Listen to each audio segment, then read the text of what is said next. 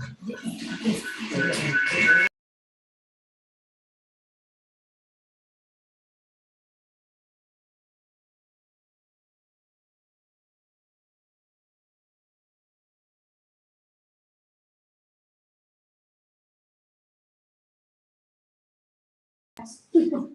my God. Okay. Mayor, yep, we're ready to go when you are. Okay, I will call the Everman City Council Budget Workshop for Friday, July 22nd, 2022 to order. The time is 1:03. We will drop down to discussion items. We don't need these as comments, right? We don't have any, but before you select which item, I think what we would like to do is put expenditures first. Okay. So do you want to do general fund or water first? In order. Don't we have it separate on the agenda? Well, Okay. Yeah, we'll just go down to general fund and water and sewer fund expenditures. If that's okay with you, Mayor. Okay. So, discussion items will drop down to item C, budget fund expenditures. Few housekeeping things before we start diving into this. First and foremost, this is a workshop, of course, so I don't have to tell y'all that you need to get up and take a break or come back or move around, grab something to eat. All this is just discussion. We are not asking council to take any kind of action whatsoever today. We did not get the opportunity, as Susan and I have both spent the last few nights working till midnight and beyond, particularly Susan just tearing at it, trying to get these numbers finalized to get before you today. So I know that you have not had an opportunity to review this. So with that being said, we're going to go pretty much page by page to talk about it. The tax information has not published yet. So therefore we do not have revenues to cover today, which unfortunately means we are going to have to call a special meeting on Tuesday to discuss revenues and proposed tax rates and those sorts of things, so we can figure out what direction council wants to go so that we can still adopt the budget by August 9th. Just like any other meeting, we are being live streamed, everything's being recorded, so we're complying with all the public requirements. Just keep in mind, since we're not in the council chambers, you don't have a microphone right in front of you, so you may speak up just a little bit. Not so much for the purposes of any viewers, but Mindy builds the minutes based off the recordings, so it just helps with the recording to make sure that we document everything correctly. So, with that being said, do you want to kick this off with expenditures? Yeah. All right. All right, lovely packet in front of you. You turn to the second page is the summary of all the funds. And as you'll see, this is the new numbering system. We just started. Come on in. We're on page 2. Mary, if you want to grab something to eat, go ahead. Okay, thank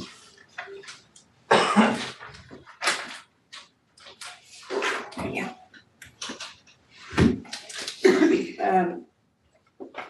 Okay.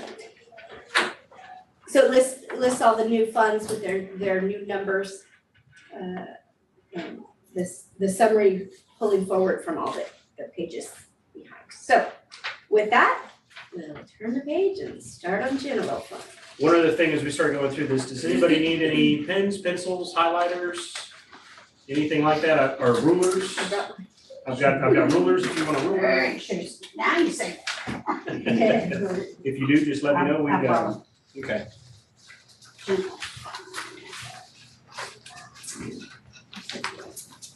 The first page under the general fund tab, which is page 4, this is just a summary recap of all of the departments within the general fund. So we'll actually turn to page 5 to start discussion. This department is a new department. It's what we call non-departmental.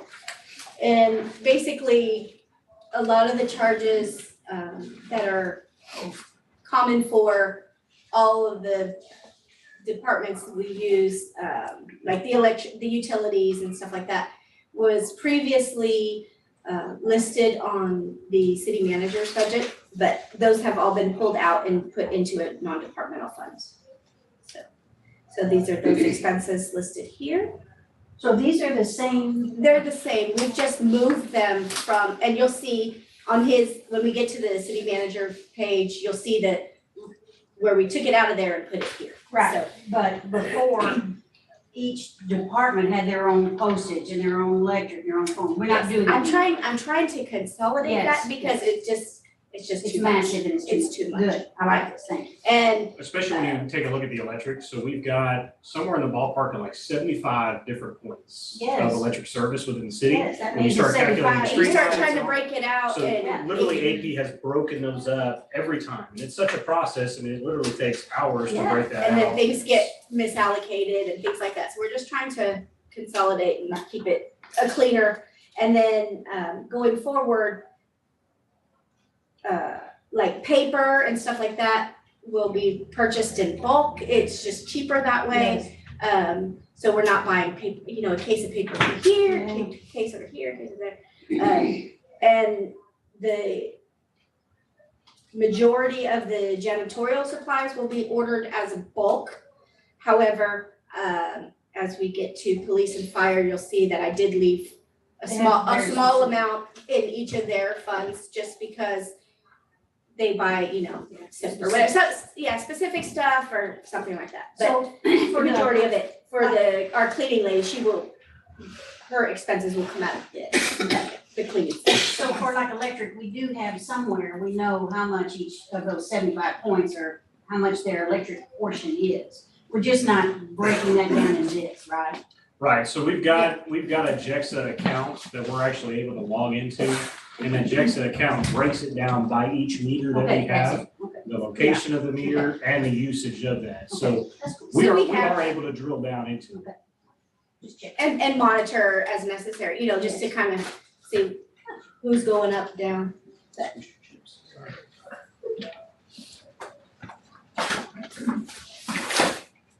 As far as this page, it's showing 100% increase, obviously, because this is a new department, but I believe all of these amounts stay the same with the exception of the electricity, which we raised slightly because everyone knows why. Everyone's utility bills are going up, so that one has gone up slightly, but all of the others are the same amounts as last year. So, there's no questions on that, then we'll just turn to page 6, which is the city manager portion of it. And you can see further down towards the bottom of the page, the utilities where I backed them out. Oh, actually, I stand corrected, the electric we left the same, it is the same. It was telephone that we increased. Okay. And telephone, the utility telephone, keep in mind, that's not just telephone, that's actually email, telephone, cell phone, wireless connection, that includes our Verizon wireless account, everything, so is all in one. So that's in the line item called utility telephone. Yeah, On the previous On the account, we're previous. removing it from the city manager budget on Right. page 6. Zero.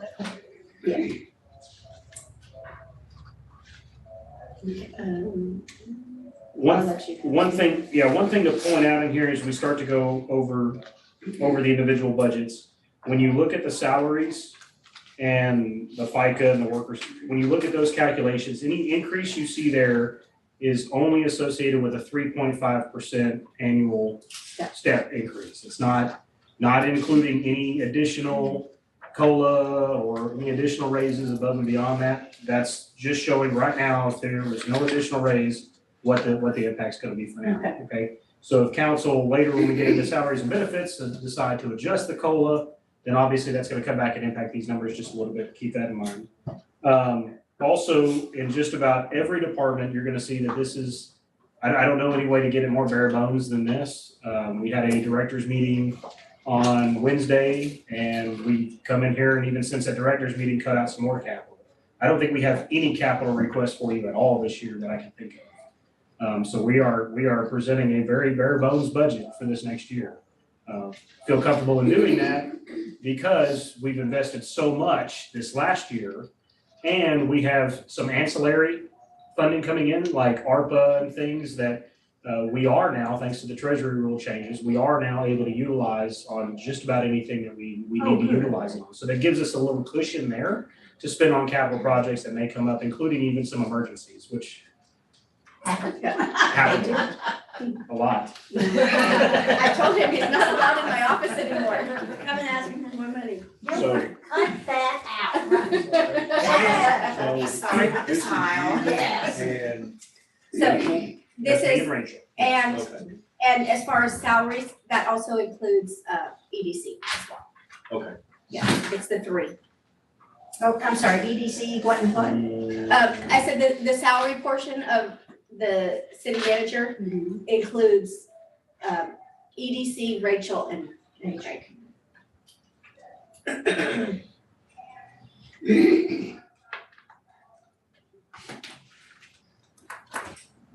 You'll have, when we, switch over to the salaries talk, you'll have a breakout of specifically who's in which department and have a list, but just so you have an overview.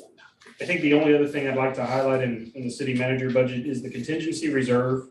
That's something that previously, a couple years ago, it was like $5,000. That's not much of a contingency. That's supposed to be there in the event of some sort of emergency, whether it be some sort of capital issue that we've got to address or legal issue, any of that kind of stuff. That's what that contingency fund is supposed to be there for.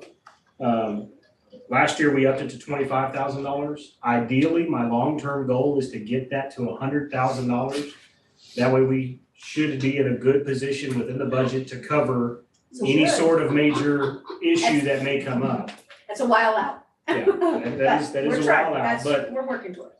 you'll see that that's still $25,000 for this next budget. Did we use that this calendar year, this fiscal year? Portion of it. Ask us at year end. Actually, I expected both of you to laugh at me. As of today, we have used a portion of it. Okay, as of today, qualifier. We, will discuss that again in October. Uh-oh. Some of that's dependent on, as we get to year end is when we really start calculating our performance on bond, our performance on ARPA, our performance on all these big projects we've had going on. And that'll give us a clarity on how much we've got cushion left that we can utilize to cover some of these other issues that have come up. The bond funds that were pulled were for any sort of water system improvement. So the water system emergencies we've experienced, we can utilize those bond proceeds on. So once all the calculations are done and we figure out where we're at on the bond performance, if we have excess left over, we'll use the bond proceeds to cover that, so it's not hitting general fund. Okay. If we have ARPA funds left over from those projects, we utilize the ARPA funds so it doesn't hit general fund. So we're gonna try to limit the impact as much as possible to the general fund, so we don't have to pull from reserves. Good. That's the goal. I'm not saying that's what's gonna happen, I'm just saying that's. Yeah, but that's a good goal. Okay. Yes, it's looking good so far. Okay, any questions on city manager? For computers, 12,000, what is that for? I'm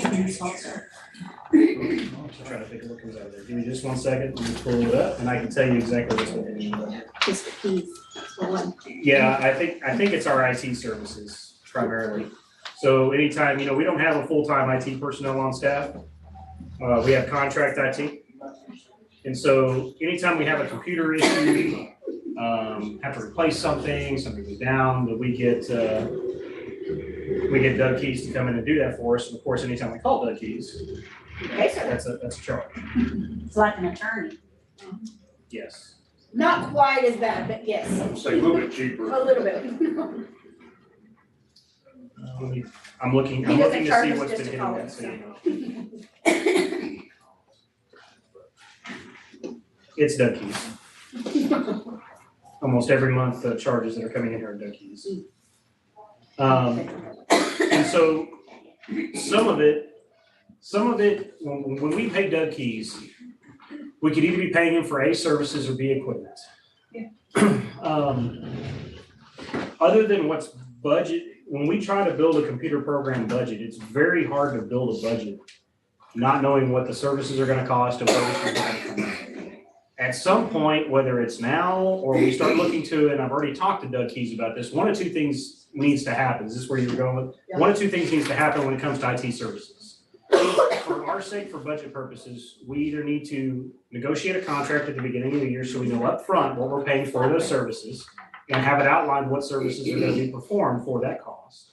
And then any equipment, Or any obviously, additional above and beyond right. what is in that contract. It just makes it easier to budget. Or B, the city, as we progress into the future, everything we're doing is going the technology route. At some point, the city may have to look at either going part-time or full-time on an IT tech here. Yeah. That can handle all these issues. 'Cause I'm gonna be frank with you, I probably spend about 30% of my time doing IT stuff. And I have to call Doug when it's above my head and I don't know how to fix it. But I mean, And honestly, at some point, when we're paying so much outsourcing, hiring an individual could potentially be cheaper. Have y'all Yes. run the numbers on how much we actually spend on We maintenance, started equipment, that a and few all the months labor? back, and we haven't, yeah, I don't think we've come up with a firm number, but I'll get to work on that too. That might Are we be not a better route. Are we not? Yeah. Consider it an employee for that? I think we are. One of the dangerous things, and I don't wanna say dangerous, is in, I don't mean this anything way, shape, or form towards Doug. Doug's great, and he's been great for the city for a long time. But because he's been with the city for so long, he has so much knowledge about all the internal Yeah. workings and things that nobody else knows. Yeah. So it's gonna be one of those where we can't really completely cut ties, and I wouldn't suggest that we completely cut ties, but maybe we get somebody who works with Doug that comes in and handles all of our minor issues. And when we're talking about network setups and convoluted issues like network mapping and connecting these buildings together, because one of the things Doug's done for us over the last couple of years is IT wise has physically connected Civic Center, City Hall, library, and police department are all connected networks now. And that took a lot of infrastructure work to be able to do. So maybe those kind of projects we have him consult still with the city on, while we've got somebody else that can handle our day-to-day. Hey, my email crashed, can you help me get it back up? My printer's not working, I can't get it figured out, those some kinds of of. the easier troubleshooting and Do you know how much we paid him this year for repairs and everything? well, So I will pull what we've paid him and I can get that for you, but what I don't have without going invoice by invoice is what of that is service and what of that is hardware and equipment, if that makes sense. So we'll have to and we can go, work on that, we can work on that. But Yeah. I know, can you put that in your project list for me? we just got like 5 new invoices to just. And Yes. possibly weigh that against possibly hiring somebody maybe Absolutely. part-time or something for that. Absolutely. Would he come and work? You know, I don't think he would. No, he makes He's, big bucks. he He does, and we're not his only client. Yeah. I mean, he has many other clients. So, you know, he works for hotels, other cities and things, so we're not his only. I don't think he would give that up to come We work couldn't either afford to part-time or replace his full-time. money, Yeah, if it was, it would have to be for Yeah. a decent dollar. but he could potentially have a suggestion for us or somebody he knows. And if we wanna get creative, Jennifer has brought up before, the idea of maybe internships or high school. I don't know if maybe this is something that we look at going with their CTE program on, and maybe we start hiring young individuals straight out of high school that have earned their CTE degrees or certifications in IT to come do these kind of small things at a lesser cost, because to hire IT professionals is very expensive. If you want somebody that can do all the things that Doug or even beyond does, it gets very pricey. Right, but if you have a major problem, they may not be able to handle that. Right. The high school here in Everman doesn't have a program like that anymore. The They IT did. CTE program, they don't do that anymore? Oh, No, Then they scratch that did, idea. they did, but maybe a TCC student mhm. or Crowley or any of those high schools around us, Would it have to be in somewhere the close district? by. Say again? Would it have to be in the district? Like, No, Everman, we not can very- hire yeah, with yeah. them. He was just thinking local. He just, yeah. I was trying to support the local high school, local kids. I think the more opportunities that the city offers to Everman Road, the better. I will You get a check, better impact that way. I will check with him, because I Okay. still have a buddy in that department. And just see, but the last thing I heard was they were sort of shutting it down. So I'll check. Well, you brought up TCC, there may be some residents here Yeah, that go to TCC that are there's quite a few. following that line too, Yeah. so. Any other questions on city manager?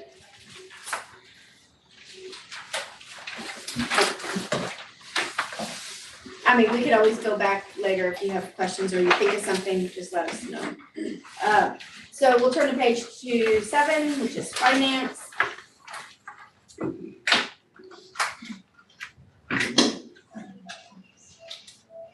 Not a whole lot of changes. I actually had several reductions here, and that was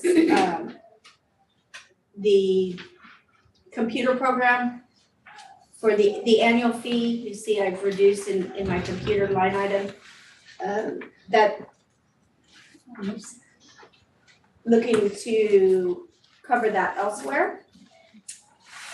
Through ARPA funds, we paid for the The initial, implementation of the OpenGov software, the cloud-based, through ARPA funds. And we could use the ARPA funds to pay for the first year of the $40,000 annual fee. And wait a minute, how much is the annual fee? for OpenGov, It's 40,000. Every year? yes, ma'am. Now, keep in mind, that serves two purposes. That's our financial management for the city. It's also our utility billing software, asset tracking software. So it handles But- anything to do with money is that software. Transparency, all of the modules are included in that. It better be for $40,000. I'm having a heart I attack over agree. here. I agree. Okay, so it's cloud-based. Yes. I will admit this, I know I'm being recorded. Okay. I am still an old fogey and cloud-based stuff still worries me. How secure is our stuff? It's secure, It is- so they have to comply with several security standards that are set, and that's one of the reasons why you can go with cheaper companies and we can pay a cheaper price. But with cheaper prices, you get cheaper security, you get cheaper services all around. OpenGov is one of the top of the line ones out there. There's of course better ones, but you're talking $200,000 a year now, not 40. But as far as security standards go, it's highly secure. In addition to cloud, it's cloud-based, which when we talk about cloud-based, it doesn't mean it's just up in the air and out free. That means it's hosted somewhere else other than our site. Right. So they have hosted servers that are backed up, regularly backed up, which actually increases our security. Prior to us transferring to OpenGov, previously if the city hall caught fire, our server crashed, there were no backup plans. That data, all that historical data and everything was gone. I mean, there would be no way to recover it. So with cloud-based, you get hosted service somewhere else off-site. So if a tornado wiped out Everman, our financial data would be okay. Okay. But in addition to, if something happens to that facility, it's backed up on an alternate facility as well. So we're paying for them to provide a service rather than us having to do it ourselves, which will cost us significantly much more to be able to do. Okay. And all of those services that we have on this thing are, for the prices we were paying for them individually, we're getting our money's worth out of doing everything on Yes. one spot. Previously, we were Yeah. budgeting 35, 35, 40,000. it's very Okay. close. It only went up just a small amount and we actually added 2 modules to our Okay. software. So I think we're good. Thank you, just wanted to hear some reassuring words. Yep. Right, what else we got? Other than that, there's not a lot of change. Basically kept everything the same. I guess y'all can see the insurance property went up. It's a couple of reasons. We're insuring a little bit more. We got a brand new building, we got it on there, and of course, rates are always adjusting. Plus we, And claims. once, yeah, plus the more claims we've got, the obviously the higher the insurance rates go, so. And the only other thing, I increased the audit expense just by $2,500, just to, because everything's going up. However, we've actually have maintained that same amount in the line item for several years, but I was also anticipating the audit perhaps taking a little bit longer, just because we're in transition from the old system and the new system, and it's gonna take them longer to, Dig stuff out. because they're basically gonna be reviewing documents on both sides too. So I increased it just slightly. Okay, The city TIF contribution, what does that go toward? I'm sorry? City TIF contribution? If you recall, when was it, Mike, maybe 7, 8 years ago? 2015? 2015, okay. In 2015, the city council approved, throughout the whole process, to implement a TIF zone. And a TIF zone, yeah, tax increment finance, or refinance, it's called refinancing, but it's TIF, anyway. Yeah. TIF or TERS, some places call them TERS. Essentially, we have a zone within Everman that the property tax value in 2015 was locked in, right? And so we continue to see that property tax coming 100% to the general fund. Anything that's earned above and beyond that as property tax revenue has gone up gets split. A certain portion of it goes to general fund, a certain portion of it goes to the TIF fund. It's not just the city of Everman that's a participant. You also have Tarrant County that contributes a portion, and the hospital district that contributes a portion. All this goes into that TIF fund that can only be spent on specific things, either A, improvements within the TIF zone, or B, any sort of public infrastructure improvements, such as new facilities or public facilities or water lines, those kinds of things. The purpose of it is to really take an area that is either undeveloped or underdeveloped or needs redevelopment. You take this area and as the area improves over time, you take those proceeds and you reinvest it right back into that to boost it.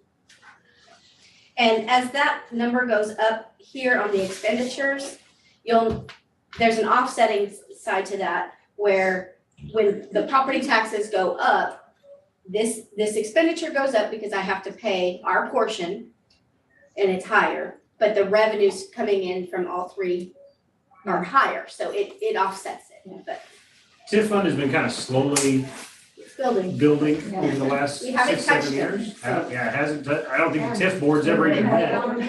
We met Oh, once. I don't see, I don't even know who's on the board. There's been no action with those funds, but now that there's development coming in that TIF zone, the big development, the residential Hannah Ranch development, we're gonna see that fund grow exponentially over the next couple of years. So I think ideally the recommendation is to just leave it alone. Let it build for a while until we have something in there, Significant and amount. then let the TIF board decide how they wanna go about spending that. So And I think- that's finance. Susan's our chair, so.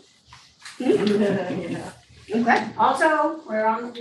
After getting called. See what happens? Oh. They won't let. All right, You met once. turn the page 8. All right, Jennifer, you're up. You wanna sit in the hot seat over there? Hot seat. Oh, boy. Okay. HR. We should be the pedestals with the chairs higher. And some of Look, these, spotlight. some of these expenses you'll see 100% on the increase, and that's simply because HR is a new department. So previously, her expenses were included in the finance budget, but she is her My own own person. department. Wow, you're moving up, girl. $125,000? Whoa. You see that misspelling? Where? Yes, it Oh, came, training, I, that's in the system. yes, I isn't it? corrected it on every page but this one. Okay. It came over in the system that way. Oh, I see it. I shall correct it in the There's a system. light going, mer, mer. I know. Trust me, I know. I corrected it all the way across the board. Go for it, Jennifer. Tell us what you got. Am I, okay. Let's see. You don't have to highlight everything, just whatever you feel like needs to be justified. Okay. Really, you could talk about the ones that have 100%. How about that? Start with that. My computer programming and maintenance. So that typically really is anything that has to do with Doug, of course. You know, any issues I have, with, the computer or programs and, Got you, computer, because they says it all. yeah. It's kind of Started. starting. Let's see. So Paylocity on the bottom, is Yes. this lovely computer Yes, so software that's we my keep HR having software. trouble with? I Just mean, thought I'd bring we're that up. still, so implementation process was a little difficult, but that's for every, that's for every program that you're going through implementation process with. But yes, I can say on the side note, I love Velocity. I mean, it has made my HR work a little bit easier. I mean, I'm still in implementation with some of the programs on there, like onboarding and still putting that together. But for the most part, by the end of the year, the employee should be able to do most of it on that app or on their Paylocity. Okay, Benefits, everything. so they have it on their phone and they can. Yes. Oh, that's cool. Yes, Yeah. and Okay, Isn't that the one the council will have access to also at some point? No, yeah, that's open up. That's our Okay. financial side. Alright, Yep, it's now, different. They do we kinda integrate, but want it's not. this. I do not want access. okay. no, you don't. No. Somebody else's business. I right? knew, well, I knew there was one we were gonna have access to, but I couldn't No, remember it's which not one. this. What is risk management? Risk management is any training classes that I want to put together for any of the employees. So there's an idea that we want to do like a conference for all the employees that don't really have an opportunity to go out and experience some of the trainings that, you know, some of us get to do. And Such as? such Safety as like some of the conferences that Okay. Yeah, I'm sorry, what? I just asked a question and leave. Okay. Oh, It can be anything from leadership classes to yes. Management. safety. I was thinking Management, safety too. yes, management, cool. Well, safety. this was similar to the ones we did, the sexual harassment and the, Yes.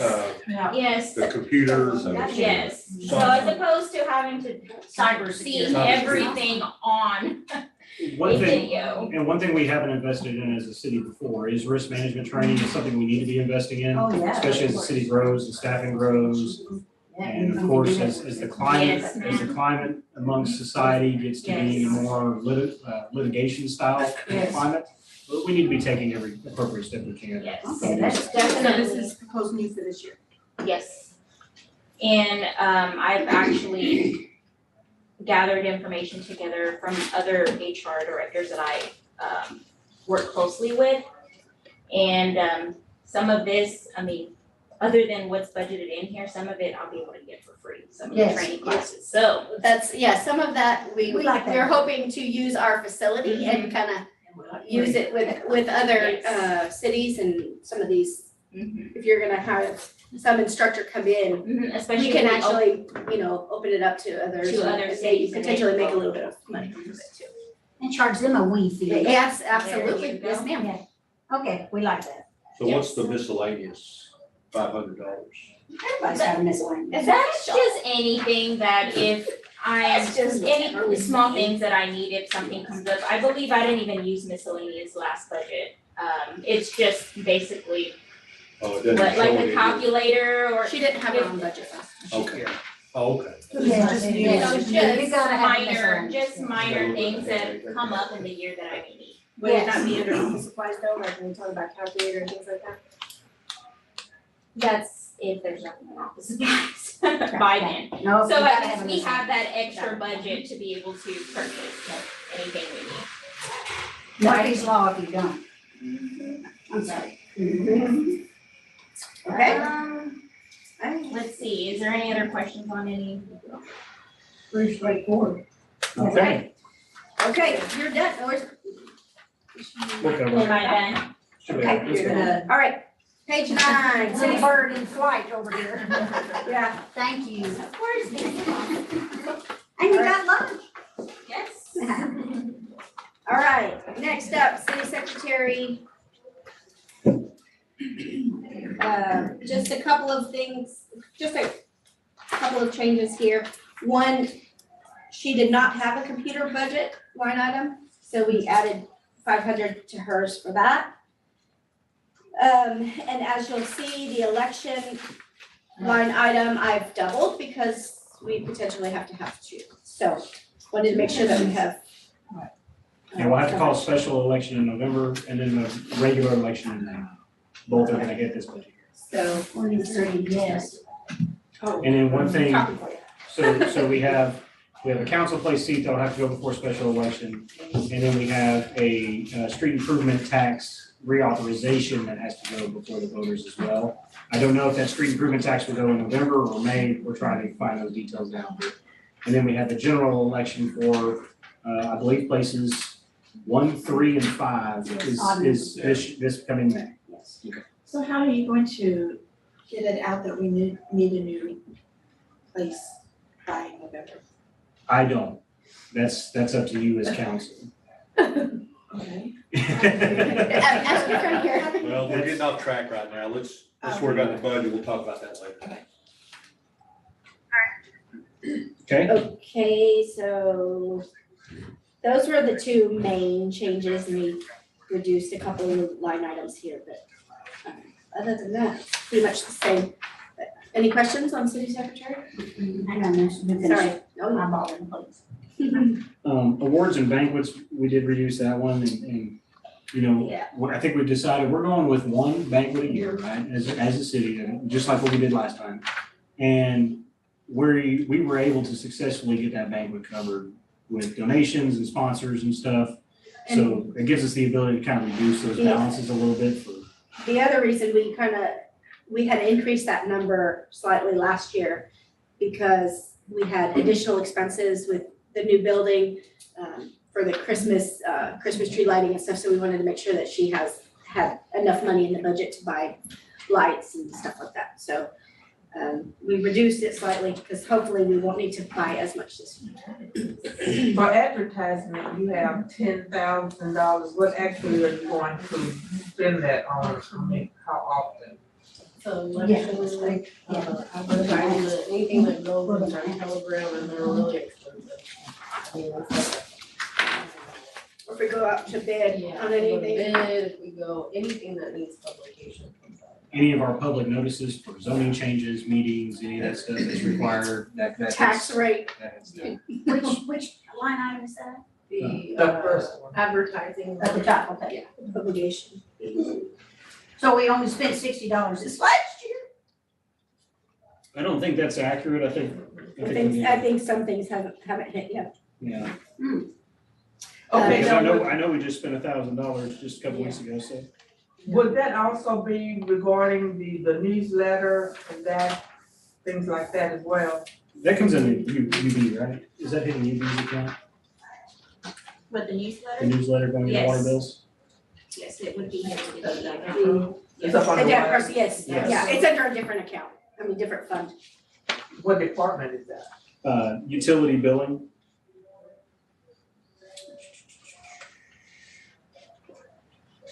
I'll point it out when we get there. Because we don't actually print them. It's the UB billing company But that we will be does soon. for us. When UV goes live, we will be printing. Okay. He's looking at me.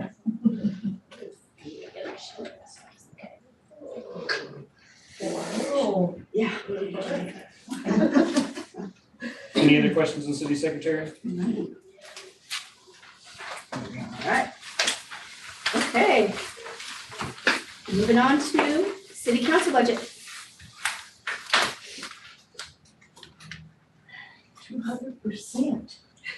Increase the computer line item, because we've had some we went over, obviously, last year.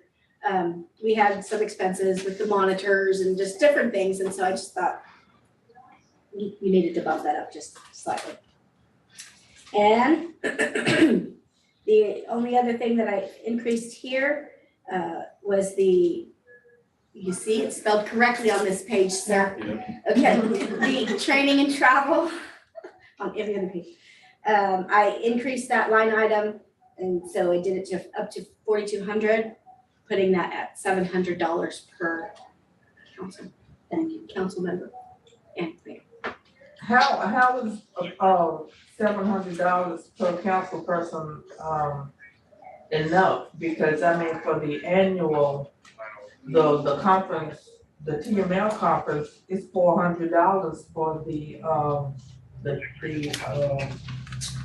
course itself.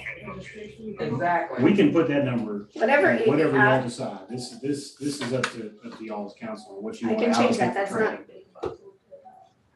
Look like hotels and I mileage. wasn't given any instruction on that, so I just slightly bumped it up, but if you feel another number is appropriate, then I will add that. Because typically it's gonna run $1,300 to $1,500 to go to TML.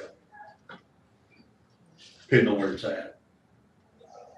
Okay, So we want to budget that for every council member for every year? Or are we gonna rotate it every other year, or? Well, I mean, this is just rotates open, around because it eventually shows up in I just fourth and mean third year. as far as For the But- purposes of budget, budgeting the amount of money in here, are we going, this is just up for you guys to discuss amongst yourselves, but whether you have it that we pay for you guys to go every other year, if it's gonna be that expensive, or we just include that amount for everybody every year. You tell me. My main concern is, I've been to TML numerous times. I didn't realize how many times till the other day, and I looked it up, but the emergency management conference, that's more important for me to be at that one. But it's always in San Antonio. It's in one place every year, so I had to go the last couple of years because of COVID. Right. Won't go, well, I think it just had it. It'll be towards the end of the budget year. so maybe a good recommendation here would be to almost add I'm trying to figure out the best way to do this. But how many council members, I mean, I know that Councilwoman Allen loves to go to the TML conferences. Is anybody else plan to go or would like to go? I think that's what we need to know up front is year over year. It's pointless for us to budget for every council member to go to the conference if not every council member is going to go to the conference. So I think if we know that this next year Councilwoman Allen's going to go and 2 other council members are going to go, then we need to budget that now, budget that amount to cover that. And then whatever training above and beyond that, we have set aside. We have $300-400 for other classes, online trainings, local trainings, those sorts of things to cover those expenses too. Is that the only? No, Conference, that's what I was or- going to that's what I was say, gonna say. as well, the regional meetings. Those, we need mileage, and then it's like $30 for the registration as well. Okay, so I'm open to changing this number. You guys can discuss how you want that. And if you want to let me know a new number, maybe you want to say, okay, conferences, additional training and mileage, how, just so I can have a better understanding of the I think breakout. everybody would like to go to training, especially TML. Yeah. But I don't think it's feasible for everybody To go every spend year. that amount of money. I think 1 or 2 people, maybe even 1 person could go and bring back some information that would help, and I know there's different classes to attend down there, and it is a lot of money for 1 person to go, and I just, my opinion is I don't think that should be towards every single person to go. Yeah, it depends on where it's at, because there's been some, I've There's been seen some maybe, if you go to San Antonio or something, it's typically 2-3 council members there, max. Yeah, I If mean, it's when Fort Worth- it's local, then you're not having the hotels and expense and stuff, you're just having the actual conference. For work, So it's that's okay. still $400 for the registration. But at least there's not hotel expenses too. Right. But yes, I see your point for Because the sure. one year we had, it was in Fort Worth, I think there was 5 or 6 of us there at that conference, so. Because it was local, and over the next 3 years, I think it's over in Fort Worth, it's going south again, then probably Houston, then I think it's back in Dallas. I think we So, need to after this decide year. what seminars or training are our priorities instead of just one for all. Okay. That's So my way of thinking. do you need some time to think about that and let me know? Because On sometimes, Tuesday? we're looking at the same thing all the time, it's like, And not everybody needs to go to listen to yeah, the same I mean, thing. you've been to one, it's like, okay. doesn't Yeah, unless they're matter. having different, That's why I don't like classes going to on. Houston, because it's the same training every time, and I just, Oh. I quit going Okay. to Houston for that Okay. reason. so So- do you wanna think about this and let me know Tuesday? Or do you wanna give me a number now? Do you want, how do you want me to do it? Let's discuss it Tuesday. Yes. Everybody think about it. What's the number that's on there, 4,200?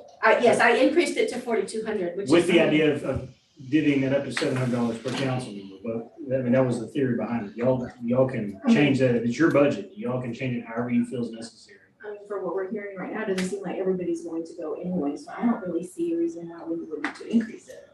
Maybe keep it at this amount right now, and then make sure. we And then see decide how you we guys are want gonna this year use and that. doing all that, and then base it off of that. Let me look up and see where the next location is and any other training that might be available, and then Tuesday we'll discuss it, we'll come up with a Okay. firm. I'll number leave it as is for now and then open to change next week. I would like to know what other training is available.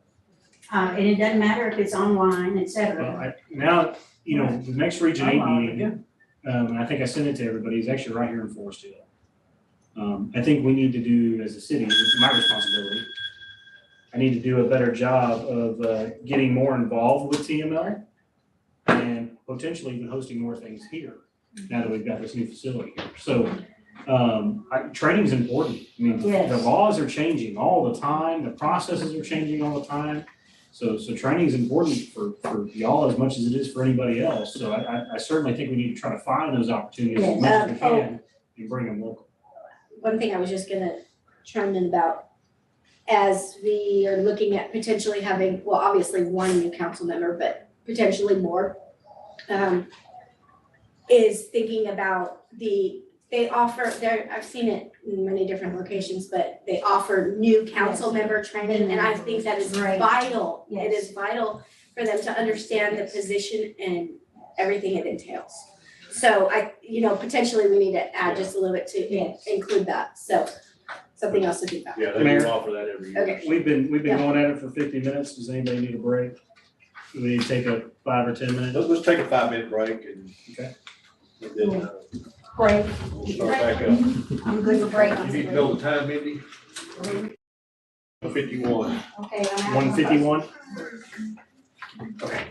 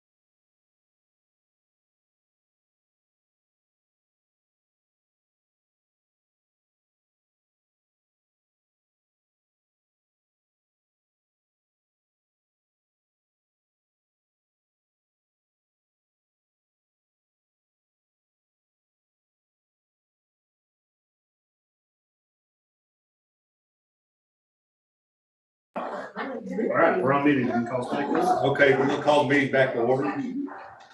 The awards and banquets, what does that go for? Traditionally, it's covered kind of employee awards, but this last year we were able to, cover those with donations, so you notice that we haven't spent a dime this year. Other awards that city council may want to provide, maybe like any cost of plaques for proclamations, related to proclamations that the council may want to present.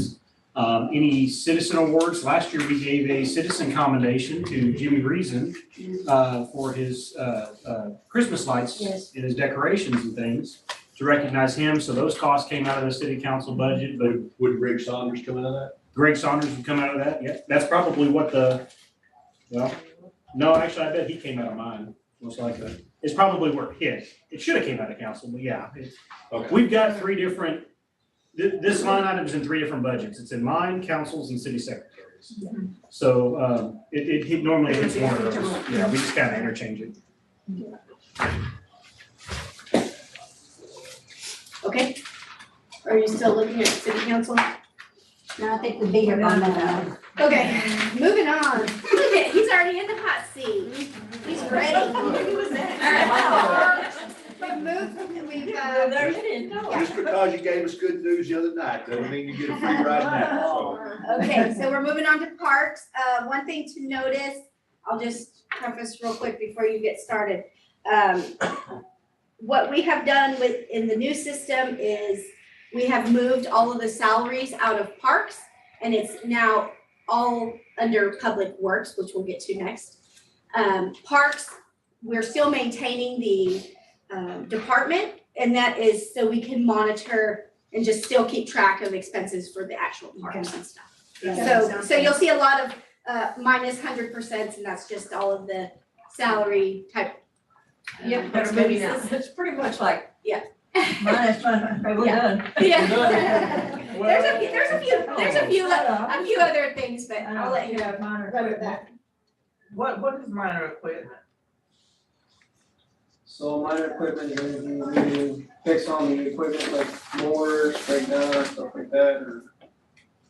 So you might need a screwdriver to help. Okay, so it's just small. Tools, Okay. tools to get stuff Okay. taken care of as well. Yeah, And the Memorial Park will be for, Yeah. that would be for like flags, we gotta replace them pretty often because they're pretty Yeah. expensive. yeah. So we do waste a lot of money on flags, and so we wanna. Not lose a lot of. You're speaking to a veteran. Oh, yeah. See what happens when you're nervous? You're not nervous. Come on. You're good. The money that, the Youth Sports Association got, would that not be on here, or where would that be? So this is an expenditure account only. We would show any youth sports association money that we get and on the revenue side of it. What we haven't done yet is we still have to do a budget amendment. You see that we spent $3,894. City council approved that this last year, so we'll have a budget amendment coming as we get closer to doing year end and wrapping the budget up. That offsets that from the revenues that they've got from the sponsorship programs. Okay, so let's drop down to lawn care services for $50,000. All right. Here you go. Let's Open it up. Here you go. Cut to the chase. I mean, I know, I just want council to know what's going on. So, I went ahead and did a city versus third party company on mowing all the parks and right of ways. Here's the sheet here, show you guys.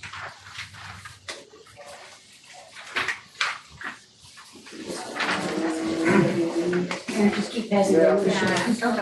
Yes, I only have some more copies. Yeah. Wow. You put an X by that. Nice, right? So okay, what I that one's did- out of here. So what I did there is I compared it to actually get it to more employees. And the savings that we have is we go ahead with a third party company. That's well the pros and cons between both of them. It's kind of hard. Sorry? Oh, okay. So we went ahead at the bottom, you can see there's quite a bit of savings there. Because we do also gotta think about replacing our equipment. Lawnmowers and all that good stuff like heaters. So we're looking at a savings there of can't remember the price, but it's like 40,000. 40,000. Almost everyone. So how often will they be, Mowing? It will be more than as needed, so as often they need to do it, it'll be coming out, so at least twice a month. And then depending on, the winter months, it's not a lot of mowing, but if they need it, they'll come out and mow it and weed it. Included in that price is also, some fertilizing and, you wanna talk about that too? It's not just simply mowing the lawns. Yeah, they're gonna fertilize during the winter, they're gonna put seed here at the Civic Center as well as at City Hall. So they're gonna maintain with the grass, making it green during the winter time as well. One of the other things to highlight as a benefit here is currently with our current operations, when our guys have to mow, we have 2 park guys. So they have to mow all the parkland, all of our right-of-ways, street right-of-ways, city properties, all that. Weed eat it, edge it, fertilize it, water it, do all that stuff with 2 guys. When we use a third-party contract, they'll show up once every other week or once a week with 10 guys. And they'll knock it out in a quarter of the time, lessening that burden that we've got on our employees. One of the reasons we started looking at this wasn't so much because the park guys are overworked. It's that's all they have time to do is literally mow and weed. And Gilbert is constantly having to pull them off to get help with the other necessary things that Public Works has to address. So he came and said, we're gonna need more staff at some point here pretty quick, because I can't keep up with everything. So that's kind of why we started even looking at this was, well, what happens if we eliminate having to mow our parks and right-of-ways and city properties and rely on a third party to do this? What does that do? That gives him 2 more guys that he can utilize for all these other projects and things that he's got going on, giving him better ability to focus on others. Our guys will still have the ability to mow. I think our guys we have to mow our own well lots and those kind of things because of security with TCEQ. We can't just let somebody go, leave the gate open, let them go in and mow our well lot, those sorts of things. So our guys will still be doing some of that, but it frees them up to help out with the many other ongoing projects that we've been trying to keep up with. Like putting in the street signs, keeping the signage up, the trash pickup around the parks, all this kind of stuff that they have to do. where is this, money going to come from? General fund. It'll be coming from the general fund. So they're gonna do the right of ways too, Is it, right of ways is included in that, correct? Yes. parks and right of ways? Isn't it? So this says it takes 1 week to cut and weed eat 1 part. Is that using both guys? Just using the 2 guys. Okay, so with a contractor, they could come out, handful of guys, take care of 1 park in 1 or 2 days, however long. Not even a day. I mean, they'll come out here with their rider mowers and they'll be out here with 3 or 4 mowers while they've got guys simultaneously weed eating and blowing. Okay, I mean, they'll be in and out. It's Okay. super quick for them. And that's really how they make money. I mean, they're gonna bounce from property to property to property to knock out as many as they can as quick as they can. So they get, 8 to 10 guys to show up and knock this stuff out real quick. okay. So this would be like twice a month, Yeah. or as needed. Or as needed, yeah, correct. So if we see grass or whatever, we contact you and say, hey, why is this weed and area right here at the park big? And then you call them and they come and do it. Correct, yep. But he's gonna be doing his managerial duties and out looking for weeds. Yeah. I'm not gonna notice that, right? I'm not gonna notice that, okay. Okay, that sounds like a good thing. Okay, so We do have a savings there, we have use, in water, right? Yeah, we We still have a part-time opening we haven't filled, so we already have savings here that'll help cover that. What was it, like 20-something thousand? Was it 20,000 or something like that for part-time? Was it on there? Is it on your sheet? No, I didn't have that one. Okay, so we actually have some funds that we aren't spending currently, because you've got a salary savings already. So it's 1 full-time, 1 part-time. Well, the What one is a- part-time was 34,460. That might be for 2 part-times? What is the park maintenance Am I on supplies? Yes, we had some, part. Oh, I was looking at the budget. hang on, Oh, that's we had some changing, some moving around, so some of the budget that was in part-time versus the regular salaries, we had a couple of people that moved from part-time into full-time positions as vacancies came open. So potentially we need to combine those totals towards the end of the year just to offset those amounts, but. Okay, I'm now sorry, will go the lawn people also, lawn service also trim, the limbs and stuff as well? No, that'll be additional. And so technically, the tree trimming is by ordinance on the responsibility of the property owner. Well, I but- meant like the park, the sides and stuff. Oh, you're talking about city properties? Yes. Okay, yeah, city properties, our guys take care of that. So that would still remain in their realm of duties. Sounds like it's gonna be a good thing. Okay, so, one here, park maintenance supplies, going from 10,000 to 30,000. We combined something. Yeah, so if you notice capital expenditures, year over year, we've always kept park capital expenditures at about $30,000. This year, because of budget constraints and trying to make sure that we're presenting you with a good budget this year, we've done so much within our parks. We've got grant funding coming in this year that's gonna cover a lot of the park upgrades. I don't see a need in keeping the capital expenditures at 30,000 this year. So after talking with Gilbert, we decided to eliminate capital expenditures and just throw 10,000 towards park maintenance supplies to give him a little cushion in case he needs any extra. Because if you notice, last year and year to date are both well over our budgeted amount of 10,000. So we're making it 30. Right. Especially going forward, as we move into some of the, like you said, the projects going on here at the park, there's gonna be incidental expenses, that we need to cover and with the food truck park and all that stuff would come out of that supplies.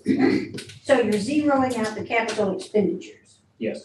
and increasing park maintenance supplies up to 30. Correct. Okay.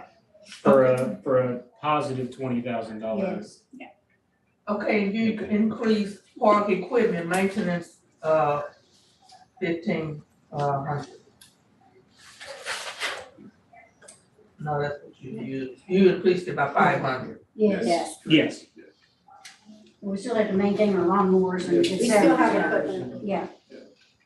With everything going on, it's probably gonna be higher. Oh, yeah. Okay, you increased, okay, you said for lawn, more maintenance, but we're getting, lawn service. We still got our well lots and that we need to mow and. Oh, I thought you said that the lawn people would. Okay. Not the well lot. Yeah. Yeah, because of security issues. And then also, we'll use our equipment and mowers and things for any abatement projects that come up. We get a home that's not mowing and we have an abatement order from code enforcement to go out there, our guys go out there and mow it and take care of it if we need it. And they get those quite frequently. Any other little special areas that pop up that we maintain, it'll be our guys that do it. All right, he's not going anywhere. Public Works. Oh, I see some big numbers. That's because we combined the salaries, keep that in mind. Yeah. We moved them over here. You don't have any computer programming and maintenance?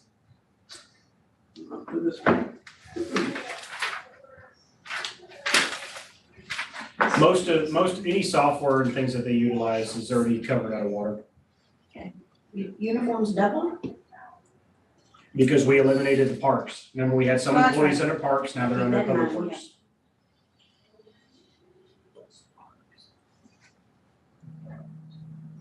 Street repair supplies, zero? Street repair supplies will come out of the Water. street. Out of street improvement tax. Street improvement tax, we allocate, we'll get to that here in a little bit when we get to special funds, but there's $35,000 in street improvement tax for street maintenance supplies. Part-time salary, 12,000. That's because of the parks staff that has been moved over from parks to public works. Public works was previously called streets. It was called, if you remember, we had a parks budget, streets budget, water budget. We've eliminated the staff from parks, moved them into streets, which is now being called public works because they do more than just streets, they do more than just parks. Public works is always the catch-all. They do anything we need to do, building maintenance, street maintenance, Pretty much if it's outside, And I need this pallet moved. yeah. Staff member at City Hall needs a picture hung on the wall. They do everything. They really are a catch-all, so renaming the Department to Public Works makes sense. Shop towel and fender covers? Well, the shop is closed. Yeah, we're eliminating that one.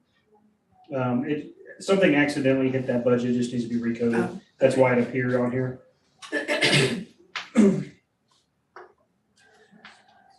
I think the only thing that changed was minor equipment, which is, more tools or tools that we need.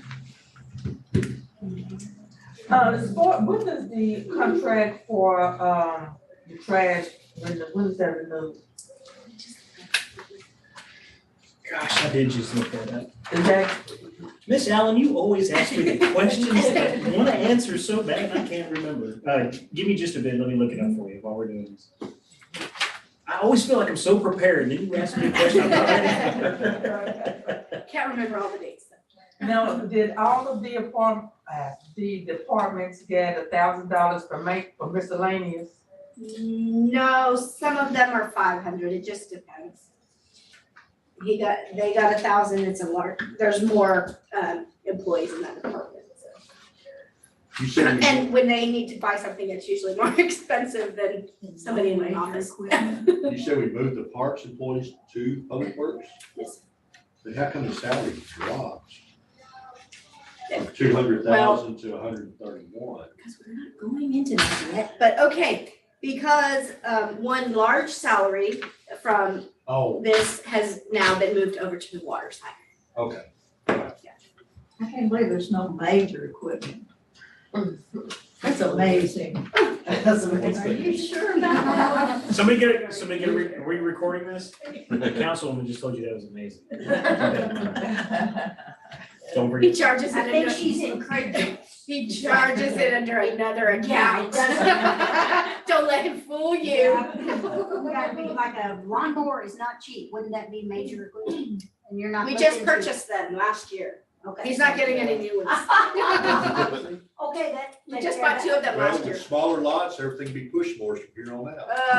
No, it's 2 riding mowers that are pretty decent. Truck or a new Oh, backhoe or. Yeah, we had those capital expenditures last year on those mowers. Okay. What is drainage maintenance? I was gonna ask that too, John. Let's say if we need to do any type of work on the drainage, Clearing. anything from cleaning it up or using renting equipment to go ahead and clean it. So is $2,000 enough? No. It's not. We gotta get that flood study done first. So we're working with the city engineers at some point down the line, once the flood study is done and we do the work that we need to do with the engineers, we'll get an idea of what drainage improvements need to occur. Pretty much the $2,000 is sitting there as like a contingency. If something, we're not planning on doing any drainage improvements this next year. No. If something was to come up that these guys need to hire a contractor or go rent a special piece of equipment, because our equipment doesn't have the capability of getting down to some of these drainage ditches like along Shelby Road. So that's what that money is there for, is to address those issues. When we do street improvement projects, flood mitigation projects, those sorts of things, any drainage improvements will be calculated in with the funding that we try to go to pursue. So it'll all be part of that big project as we go. So the 2,000, it's not enough to do anything significant with drainage. It's there just as okay, we've got a little bit of money if these guys need to go rent a piece of equipment or something to go clear out the creek or clear out a drainage ditch, whatever it may be. Okay, slightly off topic, trash pickup. Who do we call if they didn't pick our trash up? Waste Connections directly. Okay, thank you. Okay, any other questions on Public Works? Well, is the trash up under public works? Yes, it's part of utility sanitation? sanitation. Well, the reason why I was asking that is because, our regarding our contract, could we possibly add some things like Forest Hill has, okay, where you can bring your trash and stuff, like they gave us Like the free. trash cleanup days or something? Right, right, so could we, have that added into our exhibits? Is that something we have to do Yeah, in addition we to have a to- separate contract for? Yeah, we have to do it, we have to either do it when we renew Right, this is or, what I was asking. yeah, and Rachel, I thought I had the contract in my computer, I don't, so Rachel's pulling it for me, so I'll have that answer for you when it comes up here shortly. A couple of years. But Waste Connections, did agree last year after, and I think it was more of a, in response to asking them to come before council. Yeah. They did agree last year, and they've already agreed for this next year that they'll do a cleanup day again. Oh, they are? At no charge. For one, right? Yeah, they'll do one cleanup day a year for us at no charge. So it's just a matter of we need to decide when we want to schedule it. We did it in November last year. The turnout was great for delivering trash. But coupled with that, we were trying to do a citywide cleanup as well, get volunteers to come out and pick up trash. That turnout was horrible. Yeah, that's I'm not. We had like 10 people come up and help us pick up trash. And I think it may have been because of the weather. It was like 30-something degrees that morning. So maybe we time it a little earlier in the fall, maybe we do Well, and if. early October. If we're negotiating on the contract, it would be nice to do twice a year. Right. Because do like a fall and spring Right. is very common, before it's too hideously hot or too I cold. thought that was already Spring cleaning. contract for the one anyway, wasn't it? It's not, he said it was in the contract for the one, and then we went back and looked and it wasn't. He said, we'll He cover gave it it. to us. He said, don't worry about it, we'll do it. But it's. Right now, worth it's it, just a and you get- verbal agreement. You get some good stuff. Okay. Okay, did we, you're done for a few minutes, sir. All right, Can we jump, I'm sorry, I hate to do this, but can we jump to dispatch since Beverly's sitting here? what page? And I know she's probably Page desperately waiting to get back to her baby. Page 15. I'll skip that and you can write those things. He's on his way from the fire. Want to get in the hot seat? Sure. All All right, right, you'll see lots of hundreds going down because Oh, yeah. just like human resources, dispatch is now its own department. And Miss Beverly here is the supervisor over, so, yeah. If you have any, most of these numbers were already included in the PD budget previously. I'm not sure, maybe a few of them increased. there's, the only increases that you would see here are related to the salary adjustments and associated adjustments for the 3.5% step increases. And then there is one new item down at the very bottom, right, called Charter Radio Link. As a part of the new radio system that we have in dispatch, there's $6,000 a year that we have to pay to Charter for a link to keep our radios connected. Those are the only two additions here within this budget.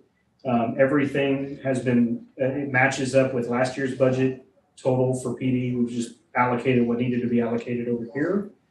One of the reasons why we are pulling dispatch out and making it a separate budget is because my goal is to make Beverly a director of communications over dispatch.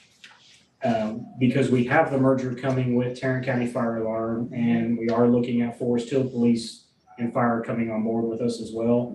I think thought it's, they had already. not yet. We're still No working. contracts yet. We were hoping to present you with a full budget that would be much, much bigger than this with additional revenues, but we haven't finalized all those contracts and agreements yet, so that's coming. We'll have to make some budget amendments related to dispatch, probably around October, November. So Beverly will be the director over the whole department. Yes, Everybody that's coming in, she's gonna supervise. yes. So how many people are we talking about after the salary? Right now, there's 4 full-time dispatchers and 4 part-time dispatchers.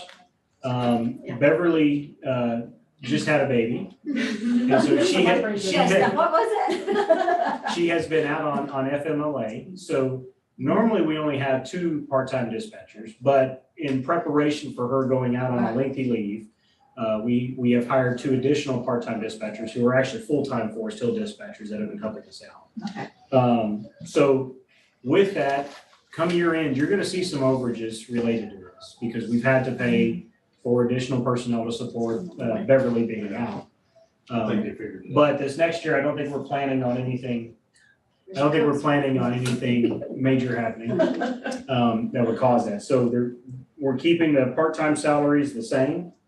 For dispatch coverage, full-time salaries is gonna increase just based off the 3.5%. What is equipment lease payment? What are we leasing? That's our copier, our printer copier. Just like over at City Hall, we don't own that machine, we actually lease it from them. Is notification CTY? That is CTY, yes. How long is the lease? This one is actually expiring, so we have an option of either A, renewing a lease for a new piece of equipment if we need to, and extending that lease, or B, when the lease terminates, I think we pay $1 at the end, and we actually own it. And Yeah. right now, I think we've decided that we're not having any complications with it for the time being. So I think we haven't finalized the agreements, but this may be zeroed out. We may not spend $1 on the lease this next year since it's expiring. But As they soon still as you charge say me. that, it'll go out. Stop it. But they still charge per copy. Per yes. copy. So there will be some expense, it'll just be less because we won't have the equipment Okay. piece included. The computer maintenance, 8,000, what is that? A new computer, is that standard No, for so repairs? So for, when you start talking about That's IT services. police and dispatch Okay, so it's computers. just not one computer? No, it's not Okay, just It's a one. lot of fancy things. The total budget before last year was 38,000. We're leaving 30,000 of it in PD to primarily pay for their crimes CAD computer systems, badge historical systems, IT services. We have a bunch of other softwares that they have to have over at the police departments, TLEDs, those sorts of things all come out of there. Communications, there's actually minimal hitting here, but it's all maintenance and service agreements, like the maintenance of our Motorola software that we have to pay, the maintenance of our long-term phone recorders that we have to pay, because every phone call that comes in, we have to record those. All the radio traffic, we have to record those. So that's what's hitting that $8,000. I'm not anticipating any capital purchases as far as anything major, and I'm also not expecting to purchase any new computers because we're getting a whole bunch, almost everything in this new dispatch office is gonna be new this next year. And that's funded through Tarrant County ARPA and Tarrant County Fire Alarm and other people's money that's not yours. So, it's a good thing. Yeah, we very Whatever we can risky. get from Tarrant We're- County. We're getting close to where you guys can actually come in. I'd love to have y'all come over there and take a look at what the new dispatch center looks like. It's impressive. Is it running? We had timelines, having operation. We're anticipating our dispatchers to be operational in there next month and start running testing out of the new office this next month. As far as moving the other dispatch centers in, we're thinking it's gonna be more along the lines of the November, December. We have a little bit of time. Yes. He's being. We have to, yes, get all the contracts in place and stuff first and then. Dragging his feet like everything else. Well, it's due to generator issues, generator delivery issues, we've had delays there, and it's due to Motorola, getting it going The equipment. and getting their installation for the fire alarm side. Get the lad out, we wanna get this thing going. Ma'am, I'm trying, I promise. Leave them. She wants to wait until she comes back. Right. Yeah, they're not allowed to go live when you have her. Any other questions on dispatch? Take your time. Yes. No, I'm glad it's finally got Let's its go own back to department. Yeah, okay, we'll turn forward one page to page 14, and we'll work on PD next. Enforcement? And Beverly, you can stick around if you want to, but you don't have to if you need to take off those. It has been fun, but I will take that excuse myself. Yes, ma'am. Page 14. And when can we come look? Do y'all want us to wait till it's up and ready? Give us a couple more weeks, Okay. that way you We'll can wait actually to see come the impact. That works. I want to come look. All right, we've got, I didn't bring my. What? It's on my desk. All right, what page are we on? 14 back. Now, We have police, Back. and let's see. Back page, yes. Computer program and Welcome. maintenance, you have the 30,000, so that's not with, We're down on everything. the dispatch is separate. That is correct, yeah, we've actually removed 8,000 and moved that over to dispatch. before we get too deep, because if you look at the bottom dollar here, What page are you on? 14, we're on Okay, just wanna police. make sure. When you look at the bottom dollar here, you're probably gonna think, okay, hold on, you just moved dispatch out, why is it only a $35,000 difference? That's because we have 3 additional police officer positions in this budget for school resource. Now, the revenue is also going to go up from the school district to cover those 3 positions, roughly $280,000. So that's one thing to keep in mind. And there was another note in here, I'm trying to remember what it was. I'll think of it as we go through, You but said 3 additional for the school. for school resource, yes, ma'am. And the school district's paying those. So when we get to revenues on Tuesday, you'll see an increase in the intergovernmental revenue, and a big portion of that will be the school district. Yep. No, there was something else in here. I wrote it on the note. Where's the cars coming for the new Qualification. school resource officer? They're not getting new cars. They get to ride bicycles at the school. So that was a topic of discussion when we were negotiating this with the school district. The school district wanted to add 3 more officers, but could only afford so much. And so in doing so, we've got a couple of old vehicles that we still own outright, that we're just going to keep utilizing. For school resource, since they only have to drive from the police department to the school, and they park, I mean, they're on foot most of the time. And then at the high school, where we have 3 officers, one of those units is gonna be a 2-man unit. So we'll have 2 officers that are riding in the same unit from the office to the school, and the other unit will be our K-9 officer, which they're actually gonna start utilizing in the school. They wanna start utilizing the K-9 in the high school. this You next said year. they have 2 at the high school? Right now, they have 2. This next year, they're gonna have 3 officers in the high school. Yeah, we'll have 2 in the main campus and 1 in the 9th grade, and it's needed. Plus, Maybe this about opens 2 or up 3 in the the junior high. opportunity for the sergeant or the SROs to be kind of a rover and hit every campus multiple times a day. So the other They're 3 gonna are decide between Baxter and Johnson. So we're gonna have, there's gonna be 6 total. We will have, 3 at the high school, 1 at Baxter, 1 at Johnson or STEM, Yeah. whatever it's called. Yep, Johnson. And then, yes, the sergeant's gonna be a rover, so he can go back up the officer at Baxter if he needs to, or the officer at STEM, without having to pull from the high school or having to send our patrol officers up there. And then it also gives us the ability to show a presence at our elementary schools that we've hardly ever been able to do before. I mean, usually, unless it was a patrol officer that stopped off at an elementary, or there was a call there, you didn't see an officer at the elementary schools. So the And rover will be around to be able to go. the rover will be around to visit all of the elementary campuses and show a presence everywhere. Be where he needs to be at the time. Where's Bradley gonna be? Spradley's going to work for the school district, as, I don't know if that's full-time, part-time, or contract, but he is going to be working with them as a advisor, consultant. Doing some safety and security sweeps and those kinds of things. Professional services is 10,000, what are they, that's spent for? 5,000 of that is for our consulting services with Dr. Del Carmen, who provides our racial profile, data reviews and audits. The rest of it is, Doug Key's services is included in some of that. What are the professional services? I'm trying to think off the top of my head. If, What? His give me that. keys is not in computer maintenance and programming? Usually only if it's hardware. Okay.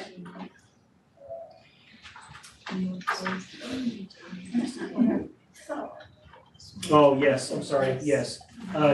Drug testing, psychological evaluations, physical exams that are required for police officer appointments, all go to professional services as well. Pulling it up so I can tell you what else is in there. Police is always the big one. Police is the biggest budget we've got. What is the lease up on the patrol car? So it's always a rolling over. So we've got, this year, we don't have any leases expiring. We have. How many do you have? But you got police cars, and then I know you have the maintenance Should be 8. trucks and stuff, right? Right. And the white Yeah, fleet, which are the public works, those Sorry. get I think it's, switched out every year. What gets switched out? Fork The Patrol, white fleet, the public works guys. Yes. How many do we- But you said the eight? PD is, 10? that was supposed to be every 3 to 5 years. Yeah, 10. So there's 10 vehicles, I believe, altogether in PD that are on the lease. And yes, it's every 3 to 5 years, so they're staggered. You know, we had like 5 the first year, next year we got a couple, next year we got a couple, so they're all kind of staggered. This year, we have one CID vehicle that's being rotated in and will be expiring a vehicle.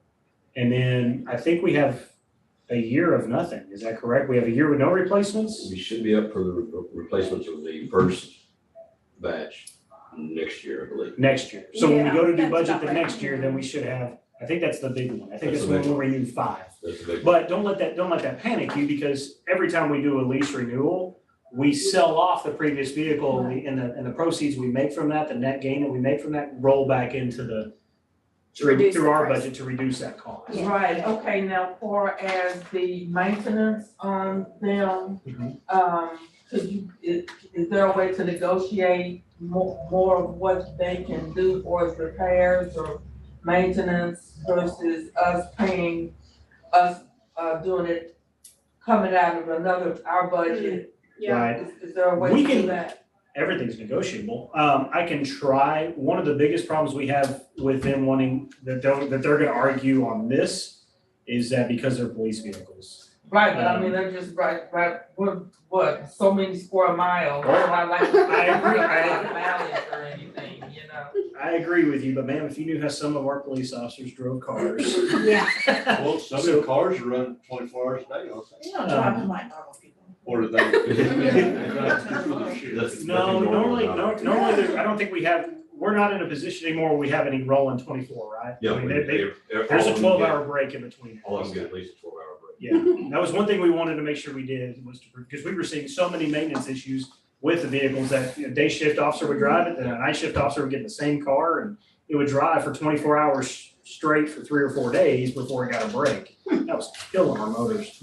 But our police officers, and it's just it's a part of their duty, they drive vehicles very hard. And they're hard on brakes, they're hard on the equipment itself that's installed in the vehicles, is hard on the batteries. Suspension.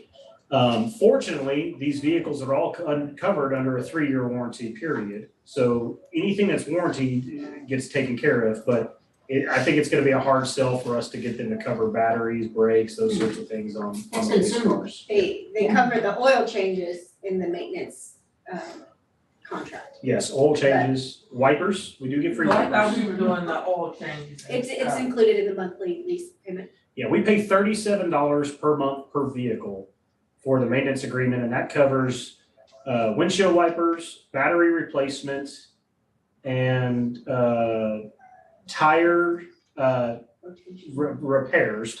If it's repairable, tire repairs, tire rotations, and oil changes. $37, that's pretty good. A Yeah. month. Really good. Yeah. A lot cheaper than that. Wow. Question, Yes. what is the difference between laboratory fees and prisoner processing phone crime? Laboratory fees are killing me. Killing everybody. Oh.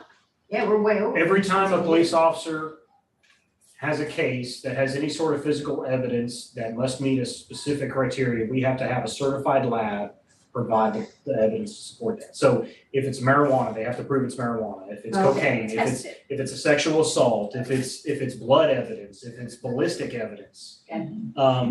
Any of that's all laboratory fees. Yeah. And they have skyrocketed. I say Because Bo is stopping.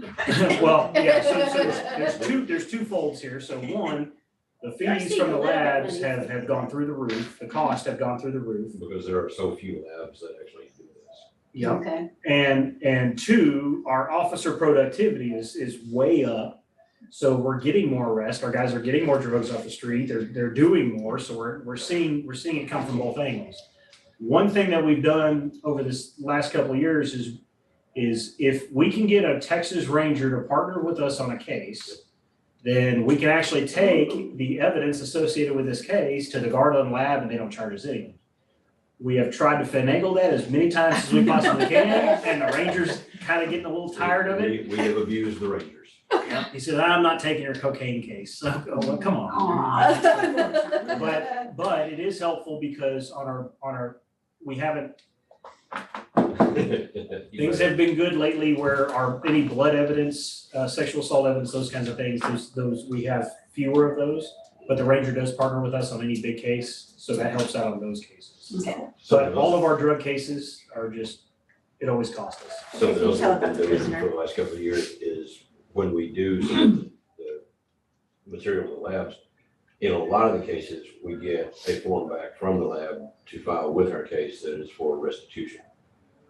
Okay, it's court ordered restitution if the defendant's found guilty. Does it mean we're gonna get money for it? No. It We have means collected some. we get some, but it's like getting a judgment. They may pay it, they may And not. it takes a while to, Yeah. but So yes. how far do we have to send stuff for labs? Typically, the lab we use for the majority of it is Armstrong Labs in Arlington. We've looked at other labs. There is one in Grand Prairie that we checked into that has been very questionable at best on responses to us to become one of their customers. So we're still looking, but there's Armstrong and this other one, Arlington, one, two, that will do the marijuana testing because you have to show that it's a certain percentage of THC before they'll take it. And to answer your question on the prisoner processing, film and crime, that is for minor equipment like crime scene supplies, fingerprint tape, if we need more fingerprinting ink in the jail, food, jail food, which is thanks to the Tarrant County process. No, that's a separate one. Is that a separate one? Oh, okay. Food is Never mind. separate. But we've only used $306 of that this year. On which one, I'm sorry?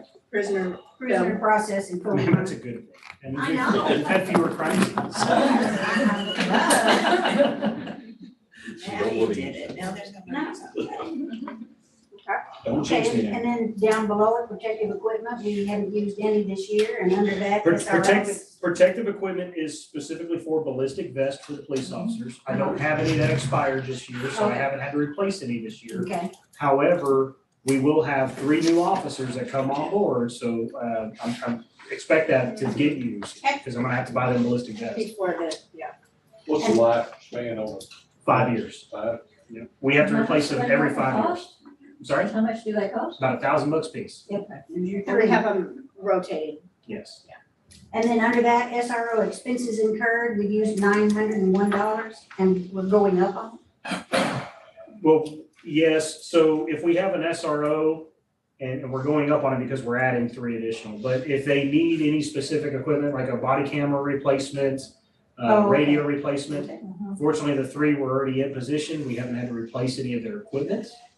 Yes, ma'am. So we're good there, but this next year, we're gonna have some of those expenses.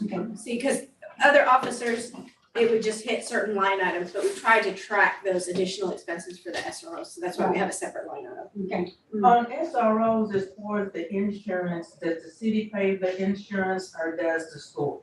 So the school district pays enough to, when we calculate for the agreement, we calculate their benefits and insurance and everything in there. And we even calculate, I've got a whole sheet I can show you at some point if you want, I'll bring you the next one, but we break down everything from vehicle cost to uniform cost, equipment, we break all that stuff down in the agreement. The contract that covers all expenses for the SRO. So yes, they are city employees, but it's covered. Wow, I'm surprised the building maintenance, only 4,000. Hey, Barely. Stop, today we just changed had to replace 2 ACs at the library, so it should be good and cold next week for the meeting. I know, but that building, it's like, you sure you don't need more than 4,000? So, For the arrangement. to be honest, yes, we do, but fortunately, because the dispatch remodel, that's taking care of a lot of things that have been covered under That's there. what I thought. And then also Mansfield is looking at relocating their jail operations to our facility this next year for about 16 months, Yeah. which is gonna be hugely beneficial for us. Because they've agreed to incur the cost of upgrading our jail to make sure that our jail is compliant with jail standards. So making sure that we put in the appropriate shields. No, we're not compliant. Because we're not a jail. We are a holding facility. Gotcha. Oh, really? I didn't know So we that. don't have to comply with jail standards. Tell us the guys behind the bar. Correct, Go ahead. when Mansfield comes in and starts operating in our facility, we will become a jail because we will have staff jailers and we will be holding prisoners for longer than 24 hours at a time. So, Mansfield is a whole lot bigger. yes, Where are all these people gonna be put? the prisoners, so they have an average of 7 prisoners a day. We can hold 15. So they're actually going to be, and we're looking at this because they're gonna mow down their entire facility and build a whole new jail. So they're about to be homeless. They just wanted a place to operate out of for a little bit. They're gonna incur all the costs and everything. They're gonna put their employees in our building. Our current dispatch office, when we move our dispatch over to the new one, that'll actually become the jailer office. So there'll be a jailer in there. We're gonna have a jailer in the jail, back there in the jail's old jail storage interrogation room back there. And they're gonna take care of booking, feeding, transporting, medical care. Our officers will literally be able to make an arrest, pull up and say, here you go, and they're gonna take care of it from there. They're gonna get, our officers are gonna get spoiled for about 18 months for us to turn around and say, all right, now you gotta go back to booking in your own prisoners again. They're gonna forget. So we're not incurring any costs. We're not incurring a thing. We're actually gonna save some costs, and then long-term, the discussion is that when Mansfield does open up their new jail bag, the discussion is that maybe we take over the Burleson and Kennedale contracts, which could be a revenue generator for the city. Because we'll be up to standards Yes. by that point. So how many cells do we have? We have 1 large men's cells, 2 small men's cells, and then 2 women's cells, one of which it can also be an ADA cell. So we have 2 4-beds dedicated for women's cells, 2, 4, 6, 8, 10, 12 beds, 10 or 12 beds dedicated for men. It looks kind of small. Yes. So if they do about 7 per day, how many do we do? That's right. I'm sorry? If they do about 7 per day, how many do we do per day? We do 1 or less a day. Yeah, With the we're new- not very busy. And this is only as long as Tarrant County continues to do the central magistration process that they do. Our prisoners are not here for more than 24 hours. We arrest them, we send off the paperwork, they're ready to go to Tarrant County the next day, or the same day. And that will be shortened with the video magistration that they're implementing countywide. We're gonna get it to where in a very short amount of time, within a couple of hours, your prisoner should be arraigned by a video system. It's fabulous, in and out, That's right. all right, mostly out, okay. I like them, yes. This is not a hotel. Well, exactly. It's like the animal control there. Any other questions on PD? Wow, I'm impressed. Well, you did well, Well, thank hold you. on just a second. So you just gonna call. We've been going at it for another hour. Do you want to take it? Okay, let's take another Say 5 minutes. 5 and we'll- minutes. we'll 5 switch it. minutes. Right. It is 2:48. Already? You're up there. Okay,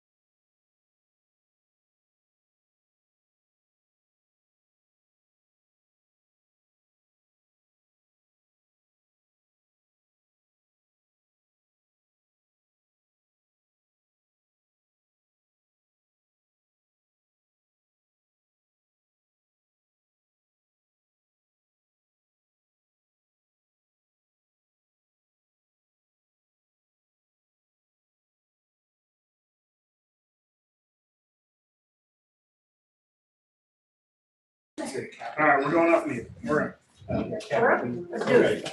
We'll call the meeting back to order, time is 2:59. okay. Real quick before we get going, we're running short on time. Because we still have at least payroll and benefits to cover. So, yeah, I just say that to say, let's try to burn through some of this so we can at least get all the information that you need to digest. And then we can revisit anything you want to revisit on Tuesday. We got 25 pages. I know it, so, I know. all right, so fire. Alright, Throw it to you, Landon. I'm not gonna preface it. Real quick, one thing, well, I will, one thing to cover here is keep in mind, this last year, we allocated funds from ARPA to cover 3 additional firefighter positions. In this budget, we are continuing those 3 firefighter positions in this budget, which means we're gonna have to maintain this budget, allocate $200,000 of ARPA this year for this purpose. So you're gonna see the positions covered in here, but that's contingent upon the fact that council approved the $200,000 allocation from ARPA to maintain those 3 positions for this next year. And this is not school, this is This is fire. city, this is fire. Yes, Okay. fire department. Fire. Yes.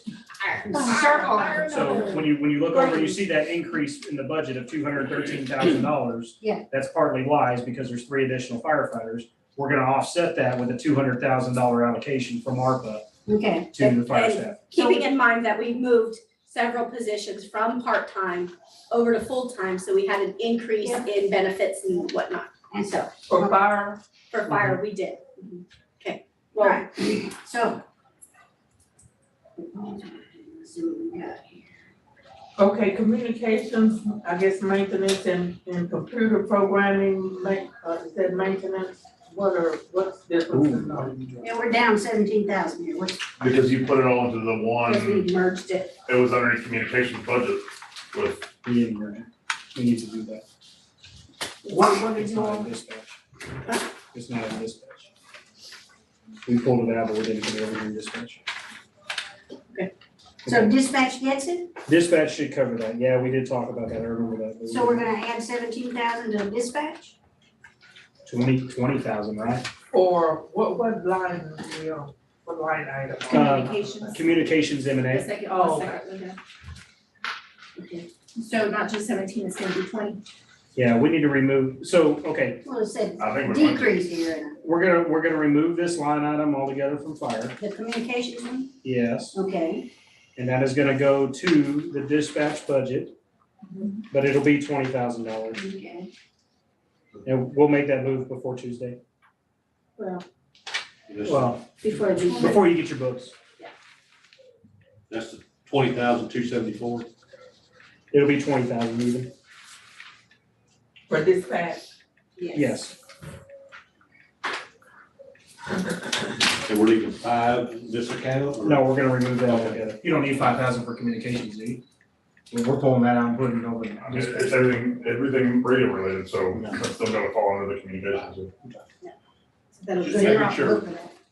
So there you go. That just saved you $5,000. right. Well, moved it. Nice try. Saved Landon's budget here. He gained so five. ESD grant, That is, our, normal, every year we get a grant from the ESD, we put it in there so they can offset, because we'll spend 25,000, but get reimbursed 25,000 from them. What's ESD grant, what is it? Emergency Services District grant, they provide the 25,000 for loose equipment and, CVE. Tarrant County. Emergency services dispatch, Emergency Services District. districts. That's who pays our fire and EMS county contract. minor equipment, what is that for? That's gonna be all of our small items, axes, shovels, as oxygen probes that go on the monitor, because they're all wearable things. They break and they wear down. So just all the small stuff, or maybe a helmet, a bunker helmet, or a pair of bunker boots that are prematurely worn out that we didn't budget as a larger capital, buying a bunch of PPE at one time. So you're zeroing out minor tools? Just consolidating it into minor equipment. Okay, simplify. Okay, contract labor, that went down. Yes, so as we discussed when we proposed expanding staffing, unfortunately, I wish it wasn't the case, finding guys to volunteer is. Next to impossible. I wouldn't say next to possible because it's impossible. The only people that we can find that would even possibly entertain the idea of volunteering, they're coming in with the expectation that, okay, if I'm volunteering, then you're gonna send me to a GCFT fire academy, EMT basic school, you're gonna give me my certifications, and you're talking thousands of dollars if I was to outsource that. So it's impossible now. I mean, it's crazy the world we're living in because nobody wants to do that. But so we're reducing that one because there's gonna be more money allocated into part-time and full-time. And so if I'm not gonna have the personnel to fill those shifts, then I'd rather have that with an employee so that I can know that I've got dedicated personnel on those shifts. So how many full-time employees do, firemen do we have? We have 3 full-time firefighters, or 2 firefighters, 1 lieutenant per shift, for a total of 9, and then myself being the 10th. And we have positions for 6 part-time firefighters to assist and fill gaps whenever somebody's on vacation as well. But we have vacancies. Say What? I said, but we have vacancies. yes, because it is very, very hard to How find many do you skilled. have? Full-time, No, how many vacancies? yeah, we have 1 full-time vacant right now, which we'll probably be hiring for next week. I've got a highly qualified applicant. We do have applicants, but we're a small department, so we wanted to make sure that we have the best fit for us. Okay, so is he included, is that salary included in here? Okay. We're already budgeted in. And then we've got 3 part-time openings that we'll be filling. But those are kind of revolving, just because obviously guys get full-time jobs elsewhere, or they don't need the part-time job anymore, so that's to be expected. So normally, if you have a person that's part-time and a full-time position comes open, I hire with move them over. I always get priority to our guys. Okay. Medical direction, That is our medical director, we have to pay every year to Best EMS to provide us with medical direction so that we can operate as a MICU. So is that new for this year? No, that is it. It was professional services before, and now we just renamed it. Yeah, because you're gonna see, as we do a dispatch merger, you're gonna see medical direction also in our communications for the emergency medical dispatching side of things when we do that merger. So we just wanted them to both be the same. That is the same agency, so everything's the continuity there.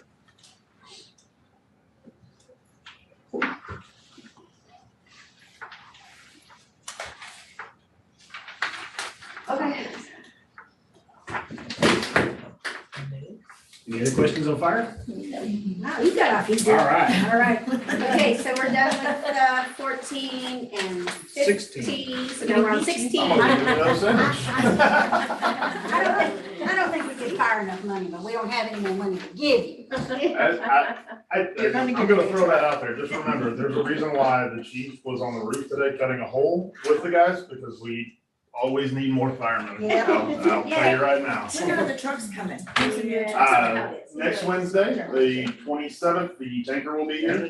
And then I did speak with Siddons today. I got a picture from Pat Siddons.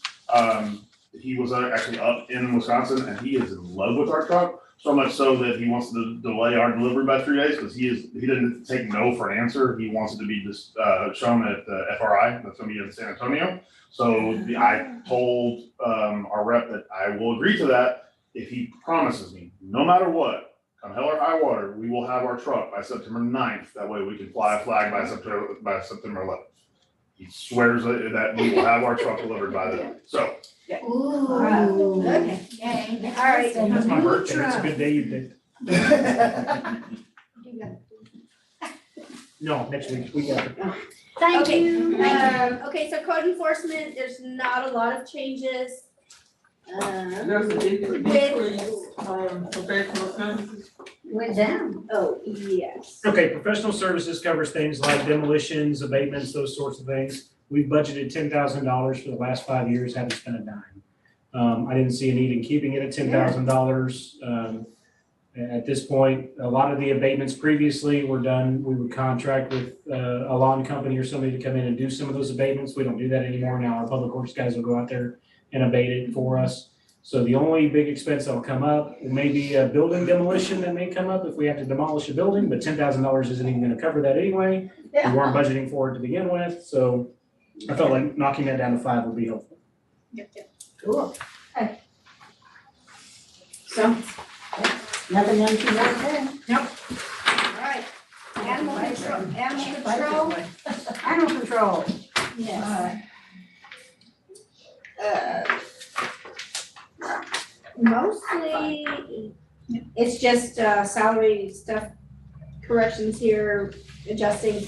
And the only one that was really increased was the overtime budget, because they have gone over for several years running. Yes. As we know, there's lots of issues going on, and so, yeah, we thought of increasing that slightly. So we've got $1,000 budgeted for overtime. 2021 was $8,000. 2022 was $4,500. You're right, and I bumped it to 25. Now, the reasoning is that there have been many discussions that we are trying to fix their schedule so that we're not having so much overtime hours, that sometimes it's necessary and there's nothing we can do about it. What But about the sometimes we don't necessarily need both guys working on the weekends, and they're just changing the schedule so that they can not be And they've got the overlapping. meetings coming up that we've talked about with Forest Hill and Kennedale and their ACOs to utilize their staff to Their take help. care of the Are they shelters. full-time or part-time? They're both They're full-time. both full-time. So we don't And have they that. work full-time. We don't have that yet. They haven't started yet. They have No, not. they have not started the That's what rotations and the I'm saying. assignments, right. So this is both salaries. But Yes. we were trying to have it so that like, the individual on call, and not both of them, you know, sometimes they're both needed, but sometimes it could be handled by one. So when we collected the 20 to however many animals that we still didn't have any of the other cities' animals in our facility. We had 2 from Kennedale at the time, and Edgecliff brought in 1 animal, and they bring in 1 every 6 months, and they just so happened to bring that 1 in when we were dealing with those other ones, but they took it right back and got it taken care of. So pretty much it was all of our city animals. Yes, for the most part, it was all ours, yes. So now we've already, we're already working with Forest Hill and whatever other city, correct? We are working with Forest Hill in a good faith effort, not under any sort of agreement, and we are not housing their animals because there is no agreement. However, Forest Hill is in a bind with their shelter, and they're looking to contract with us to use our shelter. But we've still got some things to iron out, and that's one of the reasons why they've got a meeting next week to try to figure out how we could even make this work. Right now, the only formal agreements we have to house animals are with Kennedale and with Edgecliff Village. Okay, so far as the drug supplies and the animal control supplies, will that need to be increased? Do not believe so. Fortunately, I hate to say fortunately, unfortunately it happened. Fortunately, because of what the unfortunate circumstance, we've had a lot of support come in, so we've had a lot of donations and things that have come up. And the guys have been getting a lot of equipment and things that they needed for the shelter, a lot of the medications that have been donated, all that stuff, plus cash donations that have helped cover all the vet bills for the vaccines and drugs and that kind of stuff as well. So that's been very, very helpful. We're also seeing an increase in the revenue thanks to some policy changes and stuff. So we'll see some better processes there as well. So regarding the salary, is that enough? I don't know what that is, per person. So is that enough for them for full-time if they're doing all of this? That, are you, I'm on salaries. okay, so are you asking, is that, are they making enough money? Is that what Yes. you're- You can see all of that when we get to the Yeah, salaries. we're gonna, I have we're all gonna that get, we're broken gonna out. try to get the salaries here in just a little bit, but Yeah, it's my answer is no. But our answer is no. Right. Yeah, so- yeah, we've discussed this, but. Many times. Okay. I agree. Okay, yeah, we'll get to individual salary, well, I don't wanna say individual, but we'll get to salaries where you see that their salaries are broken out here in just a little bit.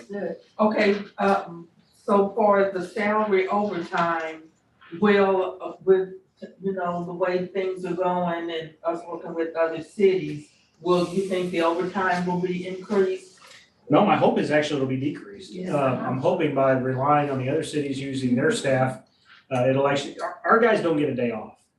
They go over, they're working on the shelter. We got 2 guys that split it up every day of the week. My hope is that with the partnership now between Forest Hill and Kennedale, that their staff can come in and take care of the shelter, giving our guys some days off, some time off. So we're not having to expend overtime for them to come down here and take care of the animals every day of the week. That's the hope. So. So our hope is to reduce that actually. What is the capital expenditure that was for this year? That's the We used, fencing. yeah, the fencing, the ARPA funds that were approved to add the outdoor shelters out there. So there will be, at the end of the year, you'll see an amount in the budget line for that because we'll do the budget amendment to move the. Okay, court, She's not here to defend herself today. Computer programming is increased. that increase because of the new, she's having to go to the new. Oh, that's right. Yeah. Yeah, so LT Systems is our core-based software. That's what she utilizes for all the citations in court. The old software was no longer supported. It was a locally based system. She was forced to move to cloud-based system. Unfortunately, that cost more. But we had already discussed it, right? We had already approved it. Yes. Yeah, it's already been approved, but we're just listing it here. Something else to note, the judge has increased his rate, so that line item has gone up as well.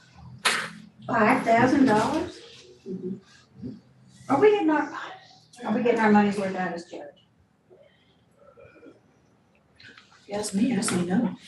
We've had that discussion before. Well, Well, it just went since- up. Hold on. Oh, hold on. I don't have an agenda. Can I interject? Hang on. Yes, you got Give it. it a- Go back in no. there. No, hold on. What do you want? Thank you. Mayor, if you're gonna discuss this, then under section 551074, you probably need to go to executive session. So Or we we can table discuss that for that later, I Yeah. guess? Let's Okay. table it till we get to executive session. Tuesday? Or Today. do we have one today? Yes. Okay, table. Alright. Okay. Let's not forget. Okay. Make a note. All right, so Okay, that's, the municipal court prosecutor, is that a, third one person, one individual that we have on? Yeah, the municipal court prosecutor currently is the same individual that is our city attorney, Alan Whalen. He serves as our municipal prosecutor. Okay, so anytime we have a case, he's here, Every time we have court, yes, he's here. Yes. Yes, he is here. so how many times has that been this year, do you know? Specific, well, this year's been kind of a weird year, with COVID. we're getting caught up from COVID, but generally it's once a month. Once a month on average. The third Friday or something. You're talking Is that court? right? Second Friday. Second Friday?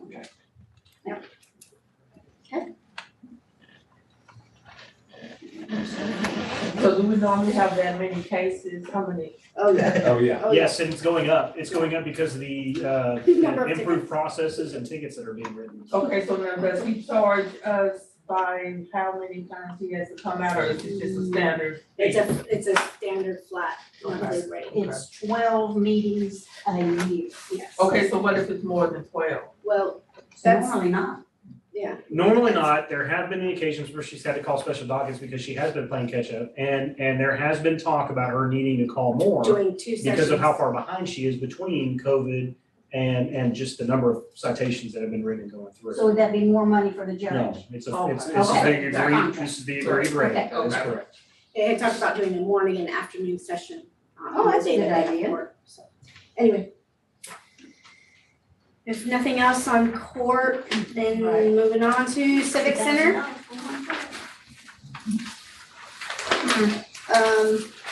Basically, we kept everything the same. The only thing that we've added is janitorial services and you put in $4,000.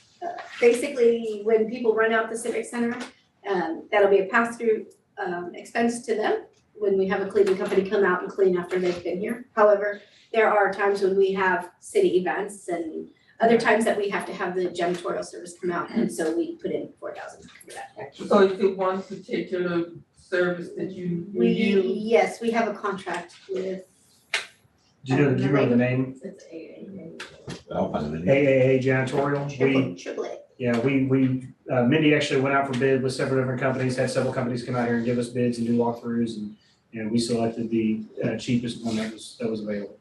Okay, Good quality, they've already been here, they've been doing a good job. Okay. okay, the janitorial service is on here twice, is that what it's for? The second one is for, The first one's 4,000? janitorial supplies, Oh, that's, supplies, sorry. yes, ma'am, yeah, that's so our current janitorial service that does the city hall and the library, the police department, she does this building once a week, and we still have to have janitorial supplies over here, toilet paper, those kinds of things, so that's what hits that budget. What happened to the guy that was doing the janitorial service?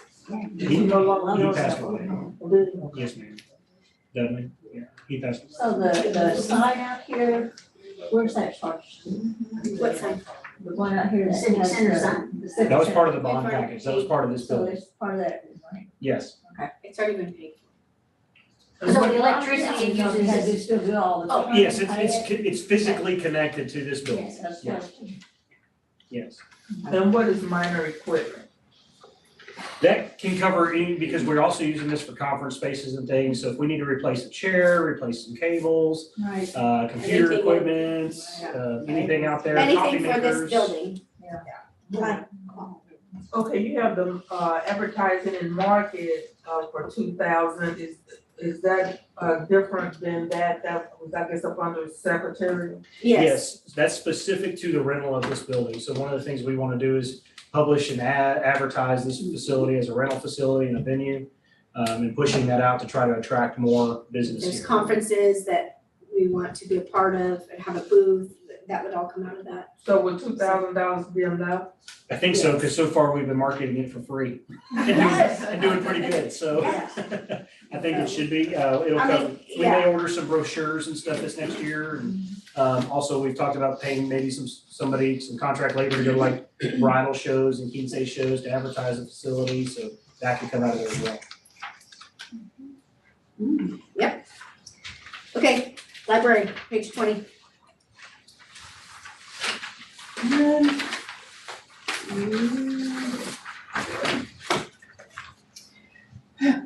No message for library is part-time also? Yes. Okay.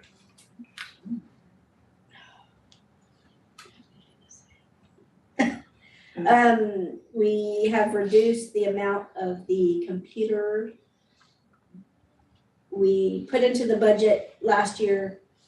We increased that amount so that we could replace a bunch of the patron computers. And Doug, so far this year, I believe, has replaced 3 or 4 computers at the library, and he's going to be ordering a couple more. So, and the prices that he's getting are actually coming in lower than what we had anticipated. So I reduced that slightly to 5. Yeah. how many people are on the part-time salaries? I believe 5. 5. The librarian and 5 assistants. 4 assistants, sorry. And she has them rotated and staggered to cover shifts. Is that enough for books and magazines? It has been so far. I know that number is actually higher. We have some things that haven't posted to this yet, but she has been getting me lists every month, and I have been ordering new books, and we're trying to make sure that we have maintained the levels for the state as far as the number of current books and stuff like that. So I'm ordering approximately 20 to 30 new books a month. Are they taking donations yet? I'm not sure about that. I can check with Rosie.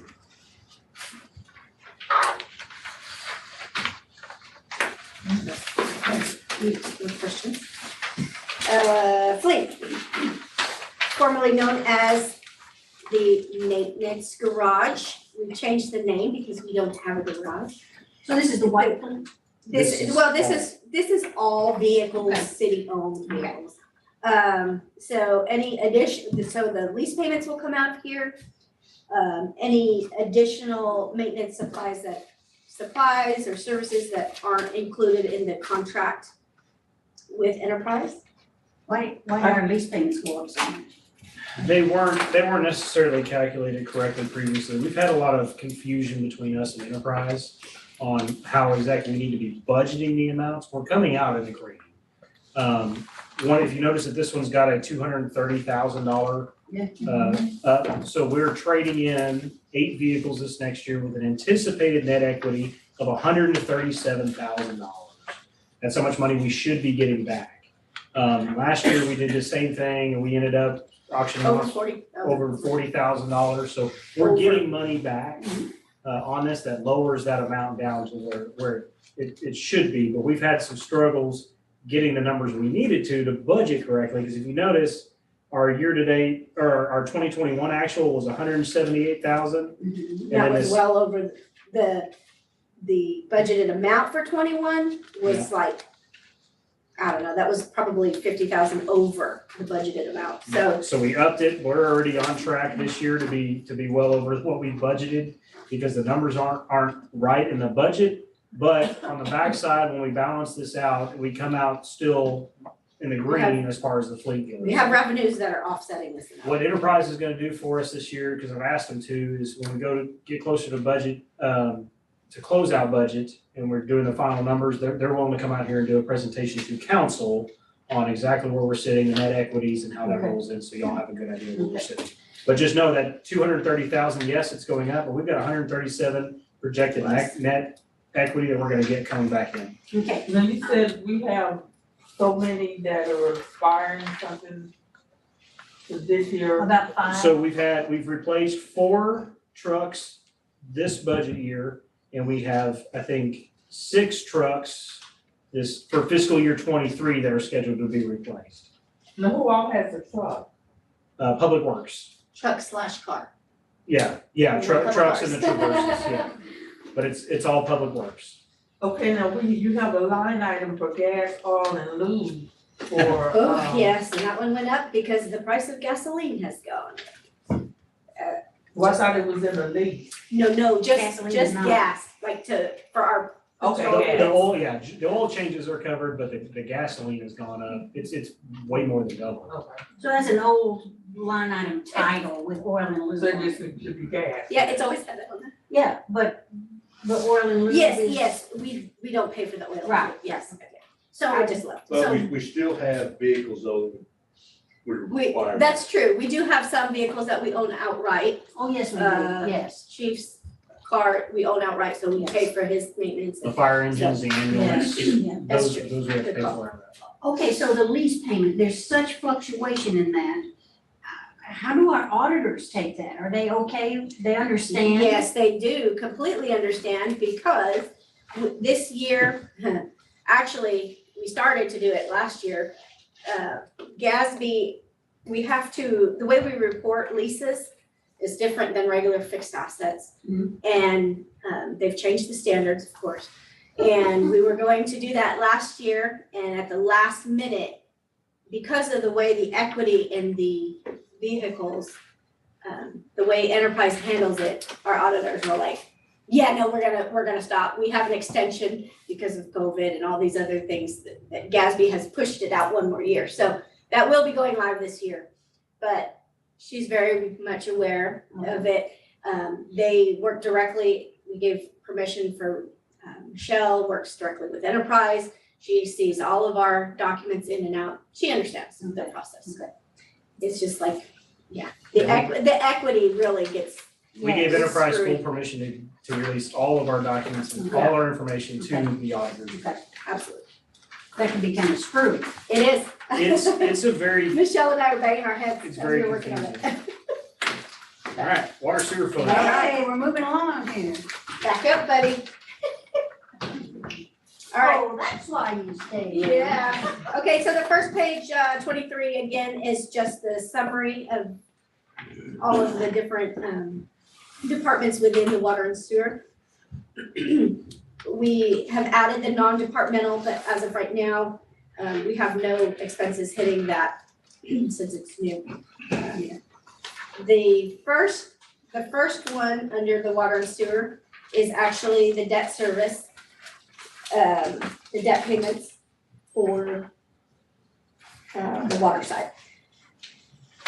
So you'll see a couple 100% on there, and that's due to the interest expense was previously lumped in with the principal payment, and I have broken that out to see it separately.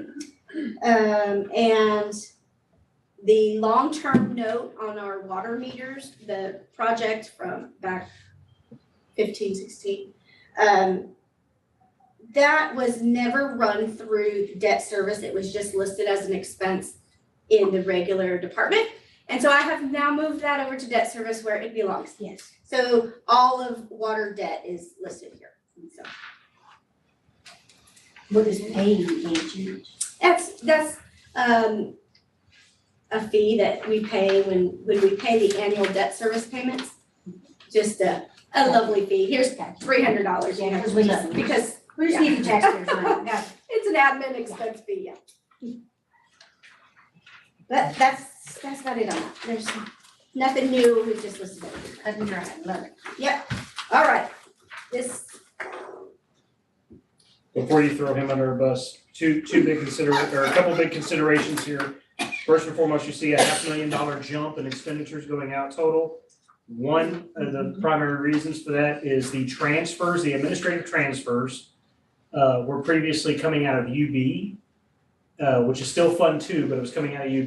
We've moved that to water rather than UB because it makes more sense, because the administrative transfer covers their vehicles, the administrative cost, personnel cost, everything that comes out. So it just made sense for it to hit the water fund rather than the UB fund. You're talking transfers out? Yes, ma'am, transfers out, 381, so that's been moved previously, that was in UB. We've just moved it to water because it makes more sense to hit the water rather than UB. Still coming out of the same fund, it balances out the same. okay. Talk about the salary change. Also, so Gilbert, in talking with Gilbert, we're doing some realignment. One of the things TCEQ is requiring is that we have to implement a new sewer program, a sewer maintenance program, and inspection program. This was going to be an assignment for our current Director of City Facilities. Director of City Facilities is focusing more efforts on water. So therefore, we're gonna realign his salary instead of general fund under water fund. So you'll see the salary, there's a significant salary impact there, that his salary and benefits are now gonna come out of water fund instead of general fund. It's the same thing, you're just moving categories. We're moving funds. Moving funds. We're taking him out of general fund. And he's getting paid out. Right. Okay, same thing. But just same, moving. yeah, Okay. nothing has changed though. Yeah, the salary amounts and all that haven't changed, Yeah. just how it's, where the money's coming from. Gotcha. All right, you're up, sir. Appreciation. What on earth are we depreciating so much? The street maintenance, you see, has gone up 100%. That's for any water main breaks or any sewer issues we have, we gotta fix. We go ahead and order, sand or gravel or anything like that to go ahead and take care of that whole. Just to chime in to what she just said, the depreciation expense, he has no control over. That's all done on the backside, on the fixed assets, stuff that I work on. Basically, the depreciation expense is just depreciating everything water related, the wells, the vehicles, anything. any of our capital. So I just wanted to hear, that's a big number. Yes, ma'am. Let's see, what else to say? Chemical supplies, let's see, we got 7%, corn is going up, it went up 3 times this year. And most likely it will continue going up throughout this year, right? Yeah. And you asked earlier about his computer. He had no computer under Public Works side. He didn't here either, honestly. So we've added that line item, put $1,500 here to help cover if we need a new computer for water or the SCADA system or anything like that, we have coverage. There was not a computer for There public was- work? There was not, can you believe it? No, I'm not sure, it would get charged to miscellaneous or something else, but office supply, yeah, minor equipment. mine. Do you have a computer? Yes. Okay. He has a fairly new one. He's good for a little bit. Okay, my next question was gonna be, does it work? Okay, but if it's new, it's there. Yes, Okay. yes. We've had computers that just sit there.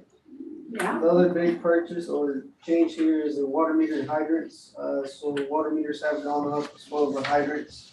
Each hydrant is probably about $3,000 a piece. We're trying to do 3 hydrants a year, trying to get everything where we need to be at. So that's the reason why we went up on that one. Which line Do do we we have a lot of, The water meter and hydrants. do we have a lot of Oh, okay. ones to be replaced?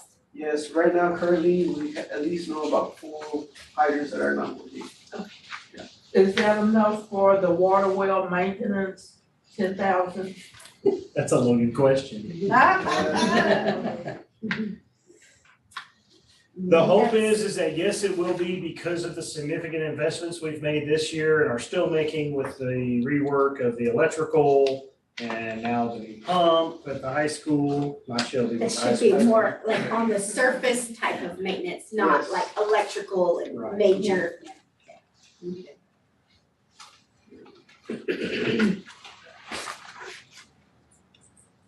No capital expenditures expected.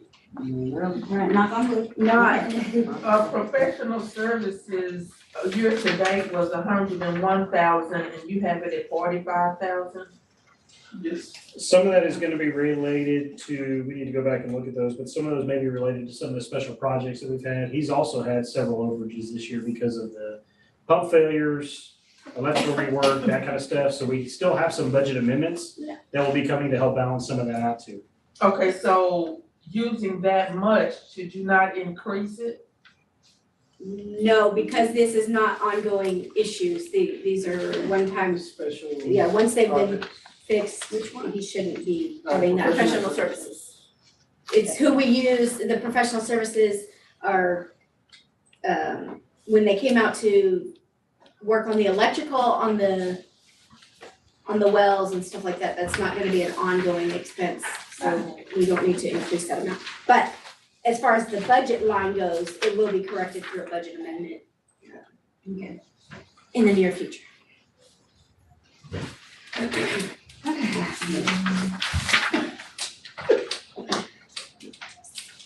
All right, if there are no other questions, then we'll move to the next one, which is sewer. That first one was water, and this is sewer. Okay, back to water, we will not have any increases in No, water, ma'am, not correct? this year. We did not propose any water increases. Rates, no Yes. water rate increase. Okay. Good question. All right, again, we've increased the chemical supplies. Yeah. And Absolutely. Yeah, that's pretty cut and dry right here. Yeah. Short and sweet. Keep in And that mind, the wastewater treatment's a pass-through, that's dependent upon volume. So that number, I know in case you look and you see, well, we're under this year, we were over the year before, it's all dependent upon volume, and that's a pass-through fee that's collected on the water bills. And going forward, we may, as he ramps up the sewer treatment and stuff, that's a requirement of the TCEQ, that we may be in the future adding line items and additional amounts here, but for now, we're good. Okay, the next page, page 27, is what used to be called, it was part of the water department, but it was called water administration. And we changed that to utility billing, cause this is all utility billing expenses and Okay, the girls up. are we through with it? Yes, Well, so unless you have any questions for him, yeah. Quick, make a break for it. Thank you very much. You're welcome. Yeah, cause he doesn't handle the utility. No. But she's not here, so we will speak on her behalf. Utility billing is actually a better name, but It is, So the biggest, that's part of, as we moved to the new system, we've tried cleaning up a lot of these account names that didn't make sense and. Okay, but all of them have added, $1,500 for computer programming and maintenance. if they didn't have them, we did certainly have something. No, this one we actually reduced, Oh. who's yeah. over? Edna, Thank you, I was gonna say Edna, but I'm afraid. Yeah, Okay. yeah. So she's over court and UB. Mhm. And yeah, we reduced that because it was a,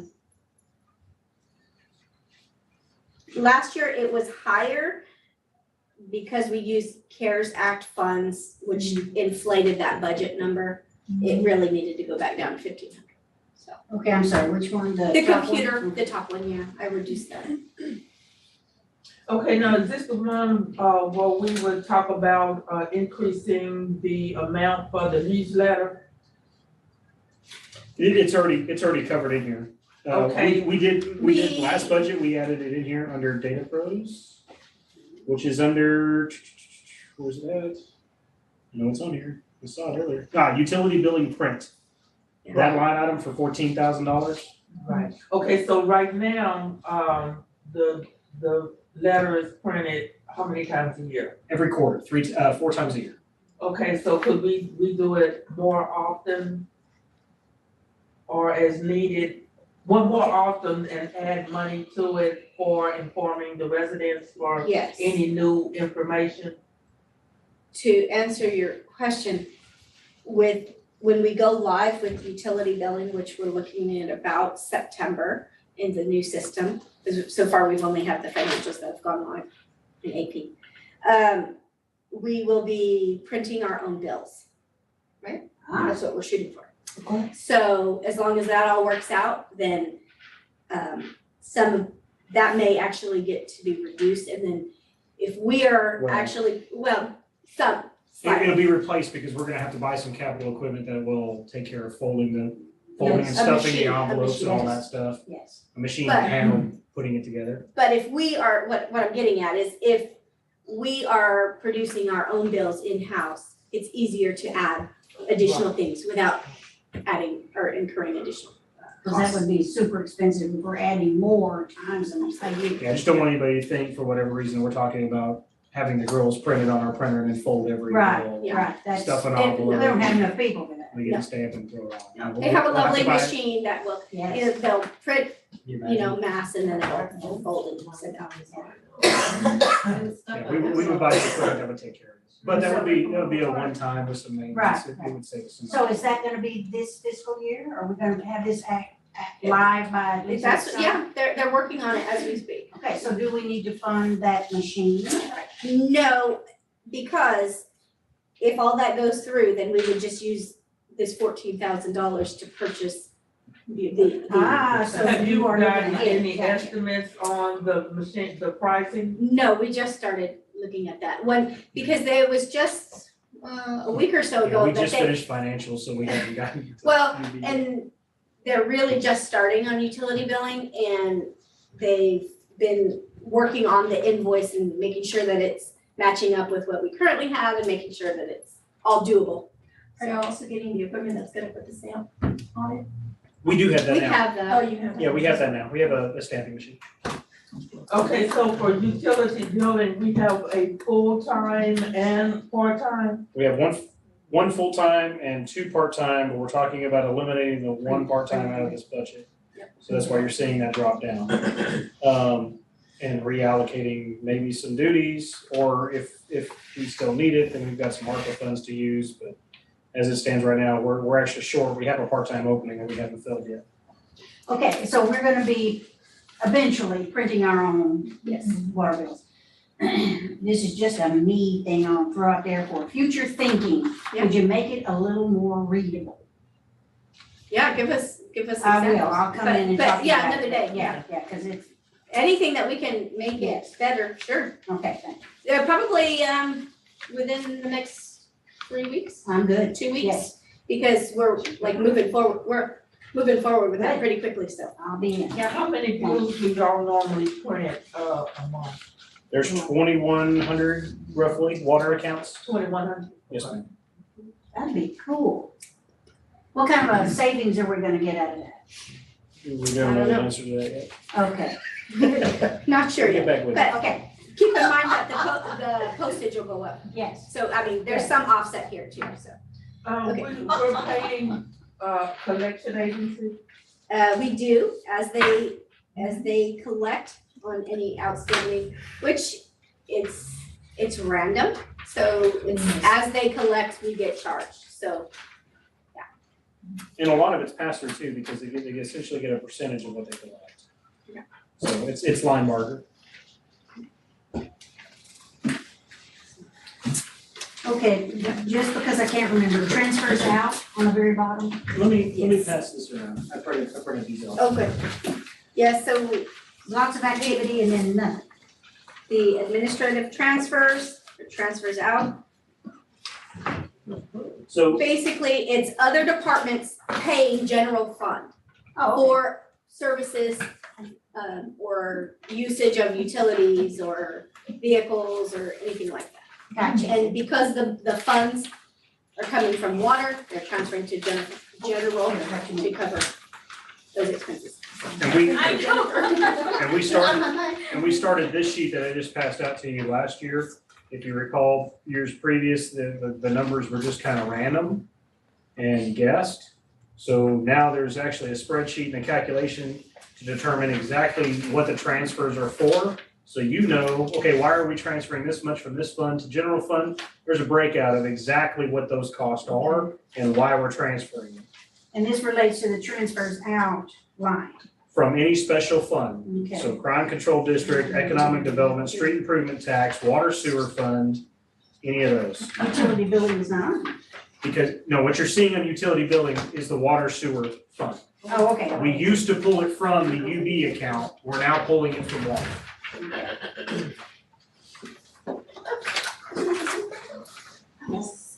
Oh, well, it's closed. No.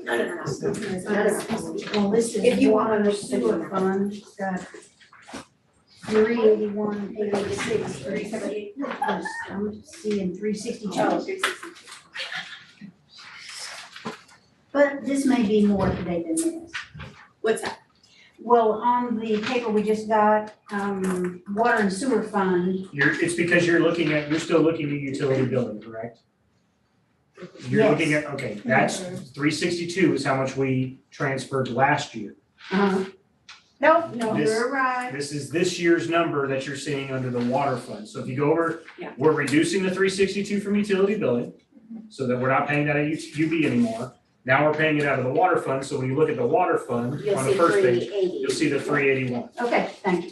Yep. All right, it matches up. Transfers went up on average about 7%, primarily due to increase Vehicle. electrical, vehicles, and then some salaries. Okay. I hate money. Oh, at the bottom, water and sewer fund, what are these trucks? These are the trucks utilized by the water department. We pay for all the vehicles out of the general fund, so we charge the water fund for those vehicles specific to the water department.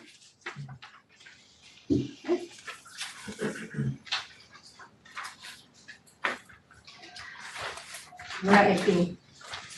30? Yeah. Oh, no, 31. Page 29 is the summary of the debt service.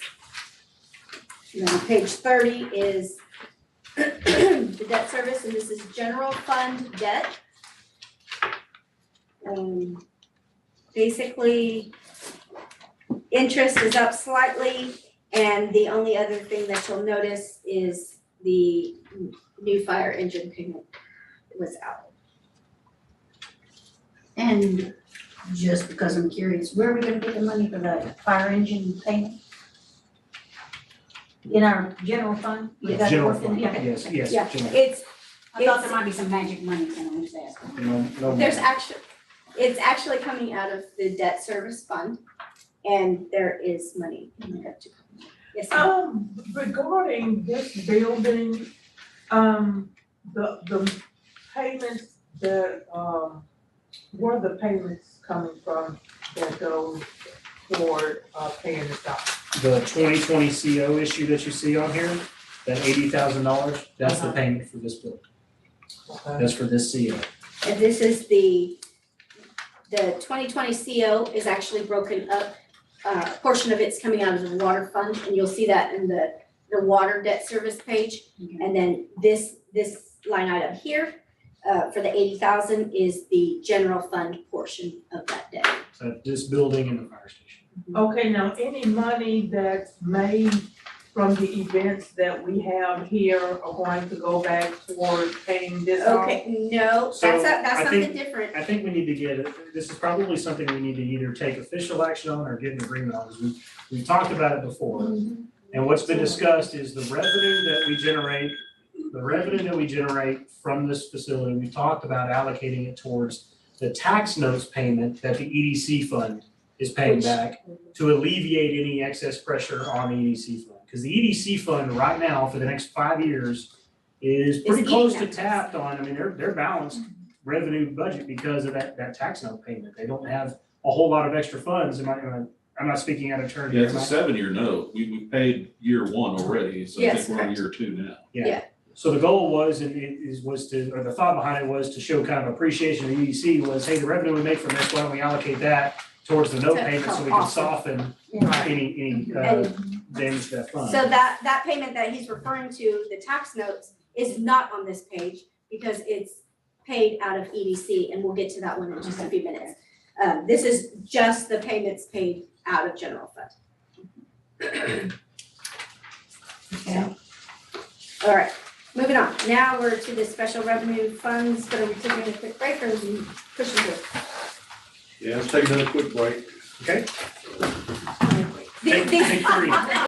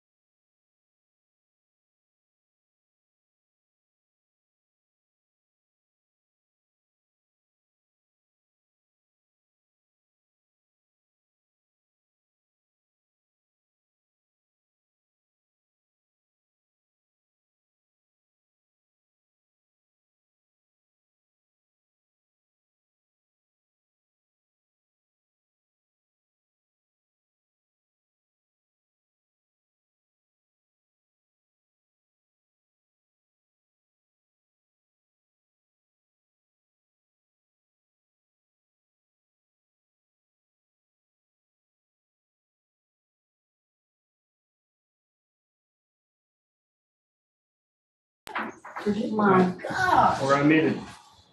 Okay, so I call the meeting back to order. It's 4:00. We're doing good. All right, so we're on, what, page 32?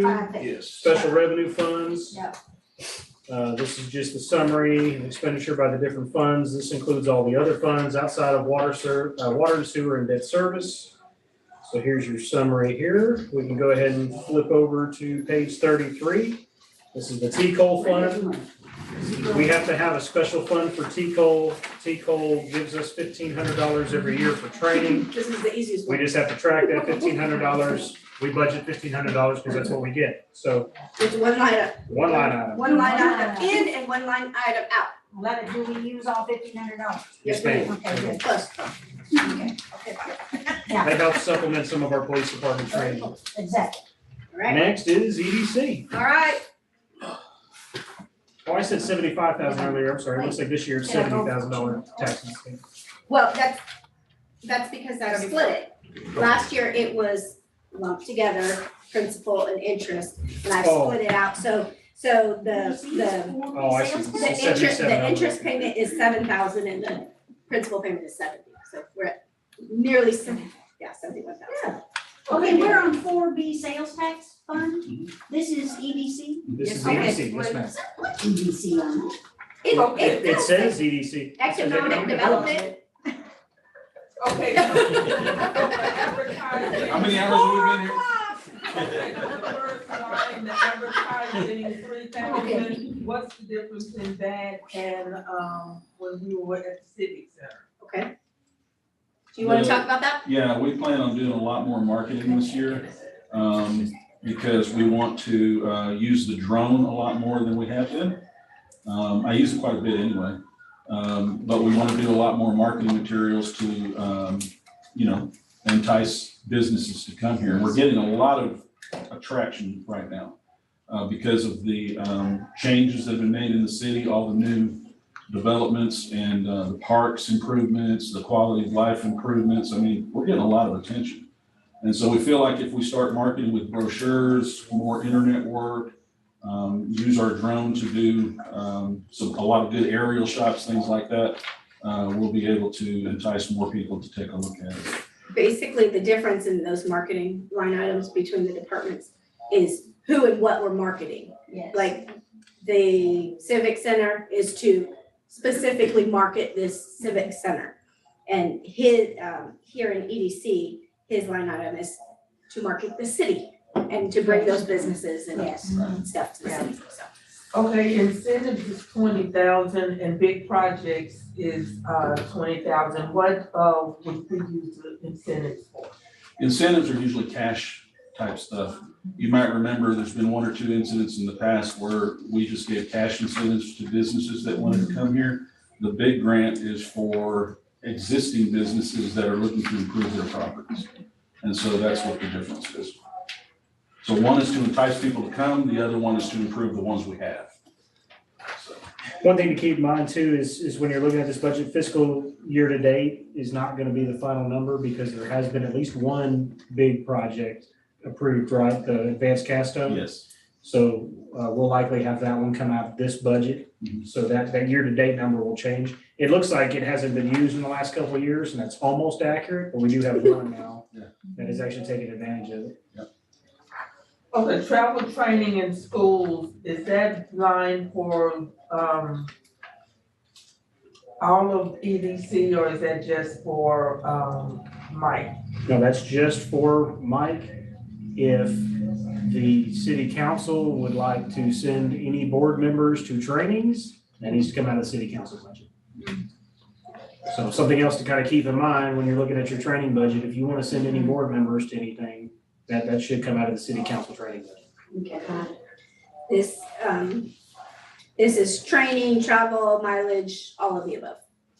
Any classes he wishes to take or anything like that.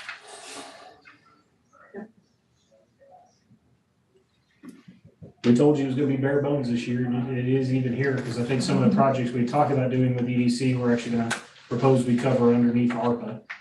Where did the salary information go? Okay, and I was just gonna chime in on that. Look at your transfer sheet. Yes, remember, last year we moved his salary out of EDC and moved it over to general fund because we should not be paying that out of EDC. But it is perfectly acceptable to transfer that out. Under this transfers out, his salary is included in that line item. It shouldn't be paid directly from EDC. Oh, we're taking it out of EDC. We are taking it You have out. to justify and transfer to pay. Gotcha, gotcha. In and out. I couldn't find economic development on this page, It's, so I. it's all the same. It is. We've It's been all looking the at same. numbers for so long. I'm getting cross. You're welcome to my world. I think I just hit the That's why I didn't want it in your world. Okay, that was pretty good. So, it's that Well, there- $70,000 claim. Something I told Susan yesterday, we've gone from a city where we just kind of existed, we're kind of becoming a leader now. Yeah. Smaller cities are Lots of actually ways. reaching out to us to see how we're doing things. Mike's getting calls, I'm getting calls, I Craig's have getting to. calls. They're wanting to set up their cities the way we're doing business, because they like the way we're doing business. So that's a good feeling. So we're heading in the right direction. Yeah, we would have to City Yeah. Well, just to give you an idea, we were encouraged to, apply for an economic development, grant, not a grant, but a award this year. And so I've been working on that, and That's so great. because of the things we've done the last couple of years in particular, and so, yeah, so we'll see if that Well, happens. this would be in your bonnet just to be encouraged to It's apply. in y'all's bonnet. We're getting a lot of attention. Yeah, We that's are. good. We are. And we're getting a lot of developments. There's a lot of Yes. stuff on the table right now. Well, I know a couple of ladies that are gonna be advertising for the bricks down here at the Memorial Park. Yes, They grabbed a bunch of those brochures and they're gonna take it Good, we'll to take it. some meeting thing they're gonna teacher have. retirement stuff, yeah. Yeah, and they're gonna pass them out, so everybody can buy Mrs. Bryant's on a mission. them. Mrs. Bryant? Bryant. Yes, My sister brought her up here. yep. Oh, good. Yeah. I talked to her Did you today, finally as a get matter to of bring fact. them back when it was open? Huh? Did you get to bring them back, cause you said it They was locked came. up? Yeah, they came toward We the park went and, down there that day. You said it was locked up and you It was couldn't get in. locked, so they couldn't get in to see it. Oh, Yeah, they come back and oh, they did. spent probably 4 or 5 hours with Nicoletti. Okay. oh, she had a bunch of great stories. Oh, I know. All right. So do we have any questions for economic development before we sales All tax? right. It's pretty healthy. Let's go. Moving on to Just stay here, this is gonna be quick. street improvement.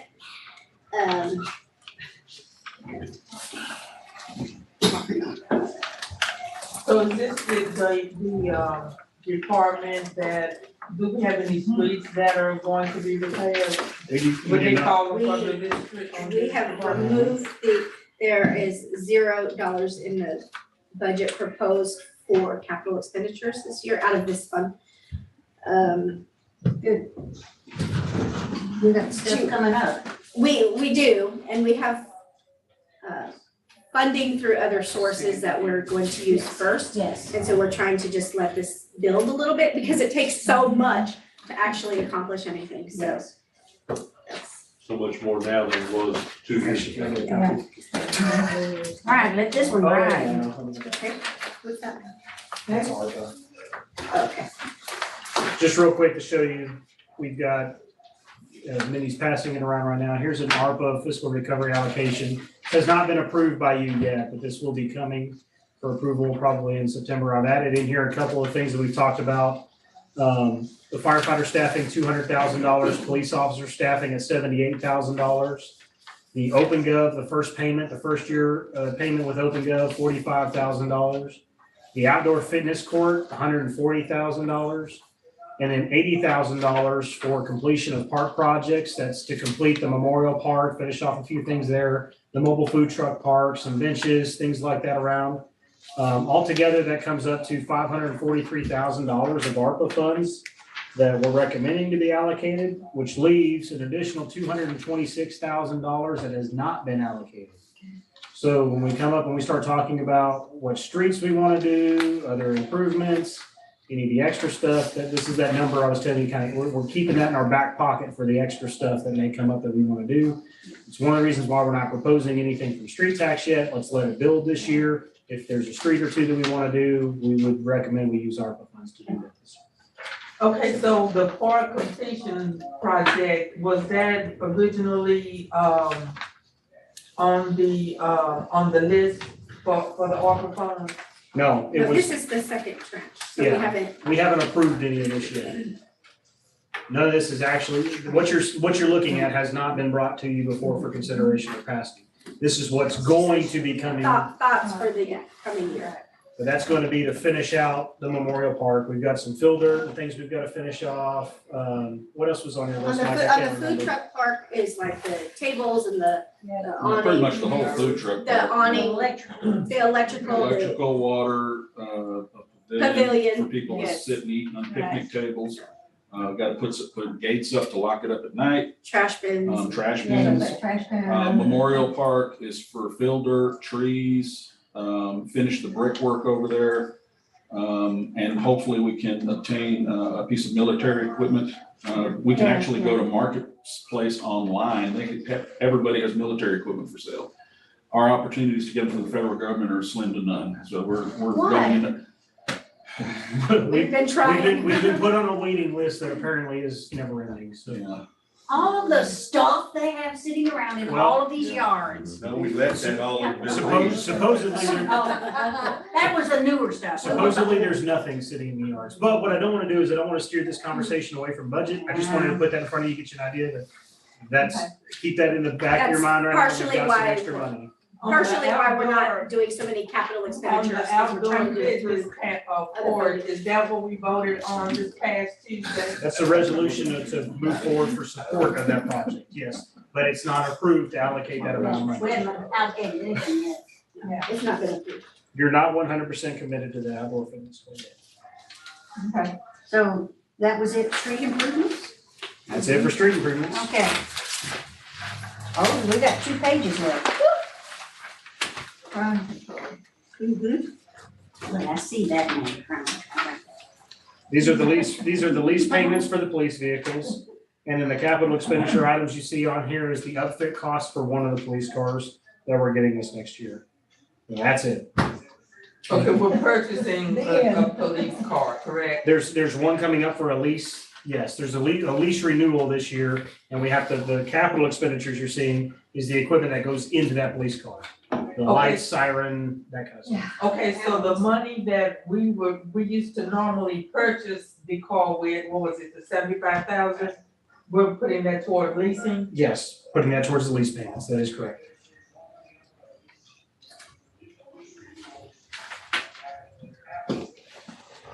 Any questions there?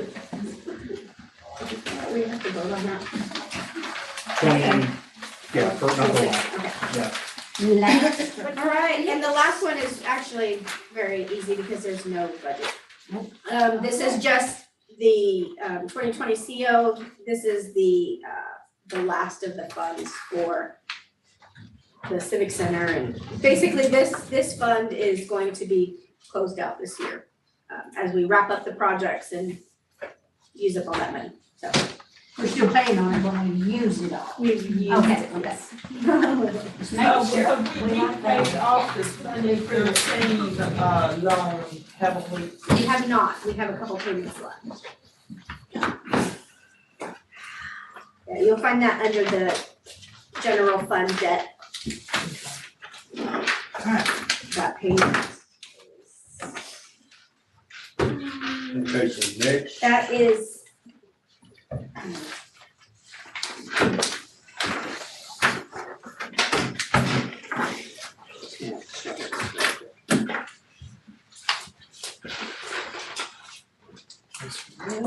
That is on page 30.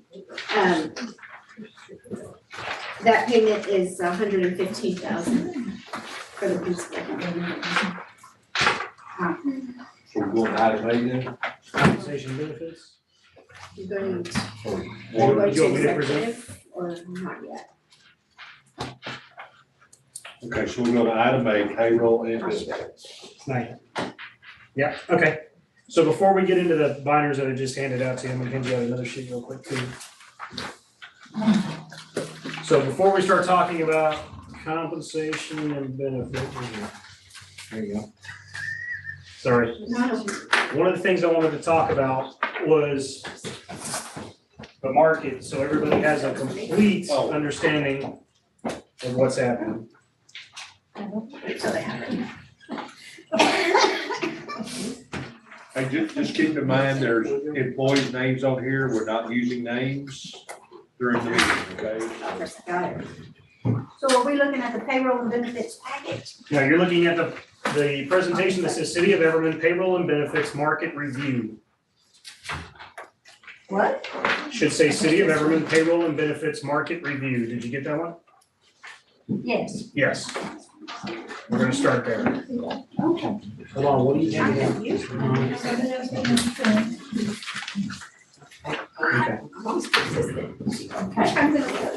Is it an emergency?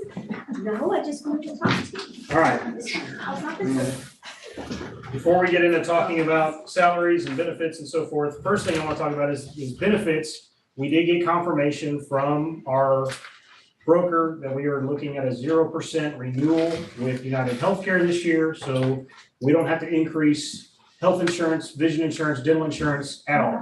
We're looking at a 0%. That is not because of the market. Never seen it. I gotta get a back surgery, so it's okay.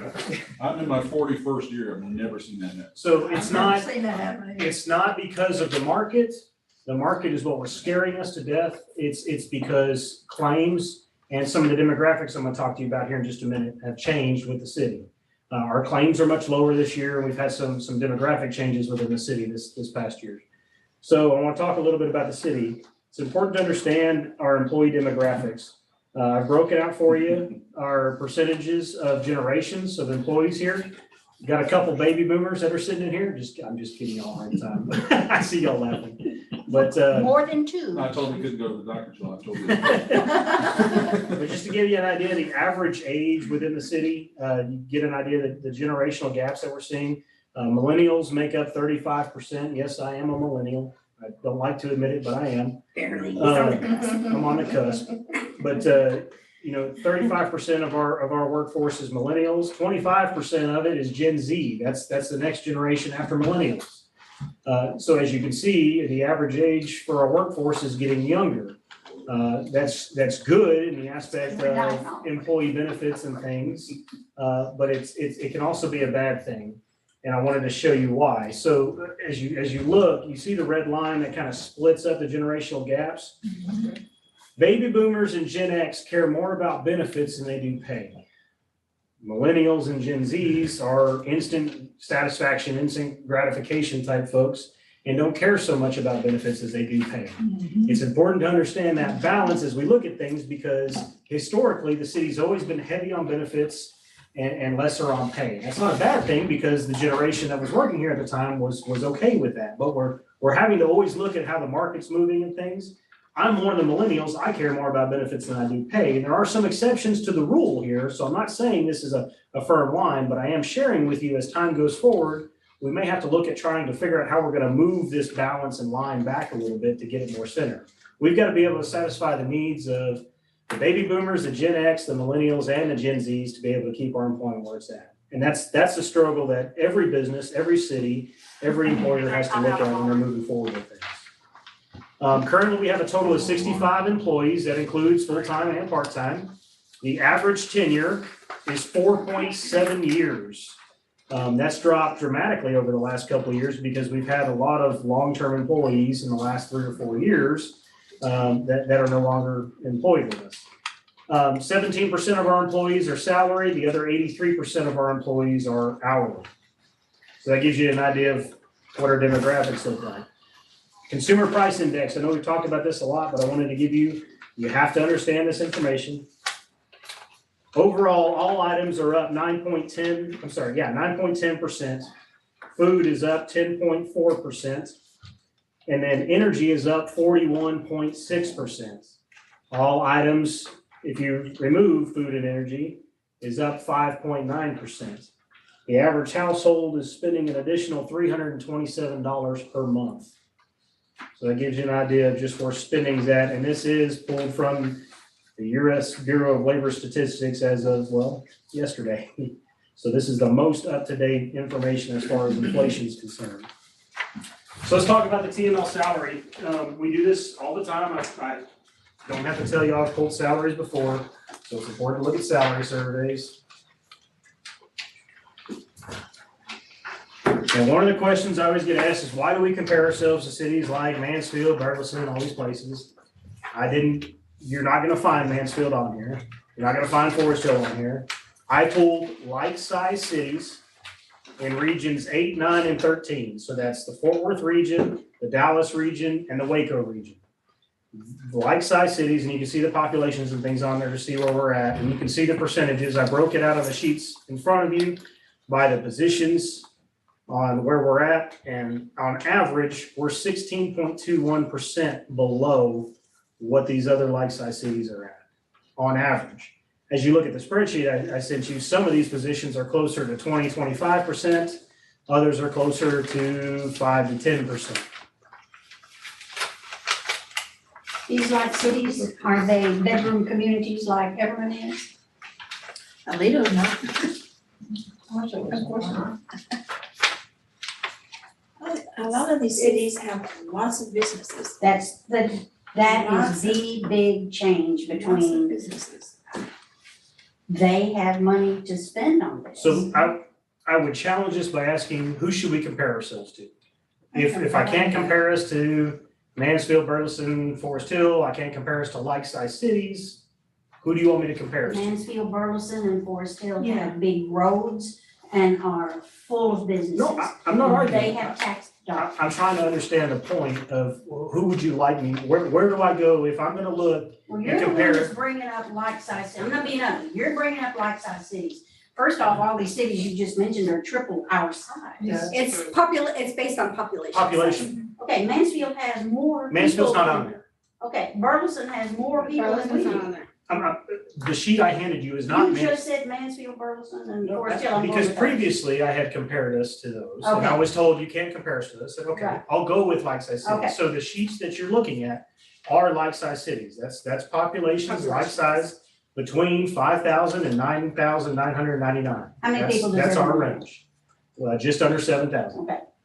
They are, as far But as see, you can population. look at Alito may be smaller, but you look at Their the tax amount base. of money, exactly. Mhm. But they're a bedroom, they're not, sorry, That's okay. They have a good sports. No, they are don't have businesses. They don't? No, Okay, then they're closer to what our situation is. they have way less than we have. But they have more, People that the work. population makes more money. They may have, people on here is 5,600 people. Higher paid income. Is that the Let me, population is 5,600 people, but the amount of, the salaries are more than what, our the Sure, they're average higher here paid is. people, so like Exactly. if we're low Okay. income, they're Exactly. higher paid income people. I'm not gonna, I'm gonna have to go back to the argument that I always make. Okay. I understand. I know where you're coming, I understand the argument of, we don't have the same businesses. Just sales tax. We don't have the sales tax dollars. The sales tax dollars for Everman is much lower than many other places. I understand. That's an economic development issue. So we don't need to approach, when we look at salaries, as performance of the city is poor. We can't turn around and pay our, we gotta look at the overall here. We need to And- look at and the the- overall amount of money we get in from revenue. That's where we have to Yes, start. ma'am, I understand that. Okay. But the jobs that our employees do are the same, whether it's in a city that has $10 million or a city that has $5 million. Understood, Our officers go out and do the same job. understood. Our firefighters go out and do the same job. Our public works employees go out and do the same job. But we can't It pay the doesn't- same amount, otherwise we'll be in the red. No, I understand that. I'm not asking you to pay the same amount. All I'm sharing with you is market information, okay? The job here at the county, y'all tell me what you want me to do, and it's my job to take what your goals are, to go back across the street and figure out how to make that a reality, and then I bring that back to you. Okay, So that's why I'm giving you the market review. okay. And we don't want to not give pay raises, and there's so many negative words in that. We want to give pay raises. Okay. We just want to be able to afford what we can give. Well, I understand that. Okay, I okay. completely understand that. Because Let of me what you continue just said, let me with continue all with this- this so you understand where we're at. increase, yes. So you now we've compared our salaries and things on similar like-sized cities. If we compare it on a statewide, we fall even less, farther below. Police statewide, I'm just showing you the number. That's all I'm doing is showing you the market review. When you compare police, fire, and public works, the three biggest employing categories that we have, on average, comparing 102 agencies together, we're 16.5% below, fire is 18.6 below, and public works is 17.2% below. In doing an HR work group study, Jennifer got me this information. It was an HR work group that did a survey and surveyed, I think it was somewhere in the ballpark of 70 cities to find out what are they doing for this next fiscal year related to salaries.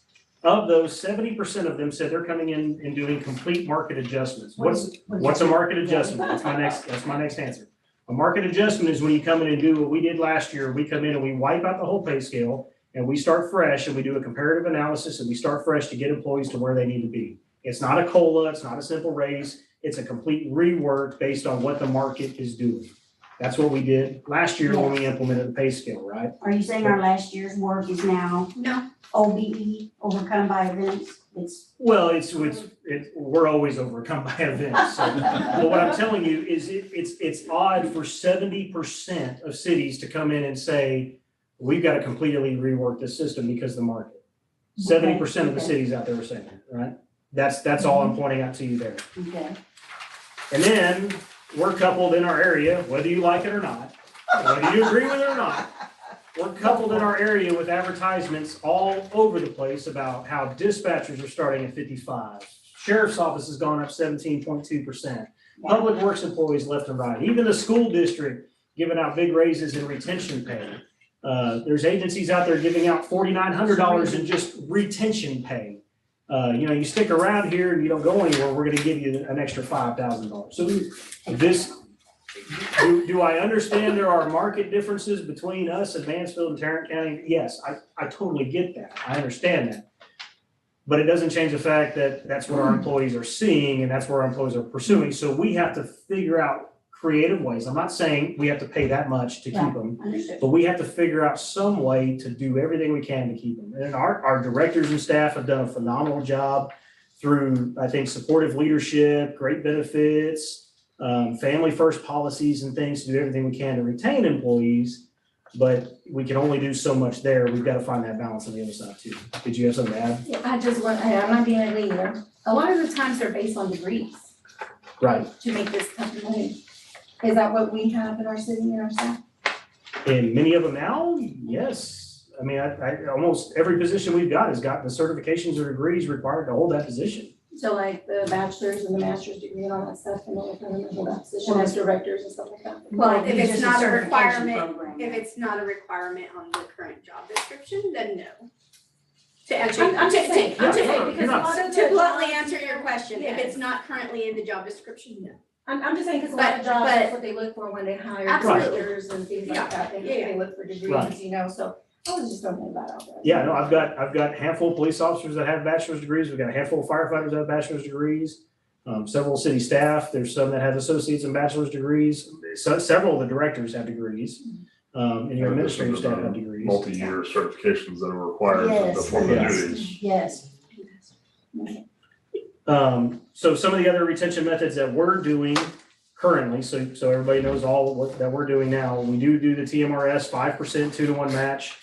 Oh, I'm sorry, what does 2-to-1 match mean? It means they put in one, we match that 2-to-1. So if they put in $100, then we put in $200. Excellent benefit packages paid for by the city. We do offer longevity pay at $4 per month per employment. Family first policies, meaning that we are very adaptive and consider family as a number one priority. So when we have staff that has to go tend to their family issues, any of those kinds of things, we're obviously very flexible there. That's been very helpful. We're continuously evaluating our leadership and making sure that we're treating our staff appropriately and offering career growth and training opportunities as often as we can. And then we also offer employee assistance programs. Some other things that other agencies are doing to help retention, obviously they're doing the retention pay. There are also several programs out there like school tuition reimbursement programs.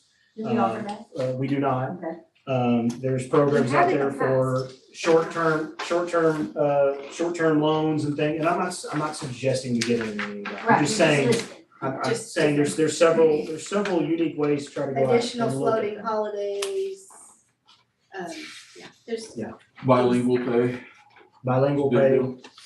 So those numbers that I shared with you, the 16.21% or whatever it was below market, average below market of like-sized cities, that's before inflation.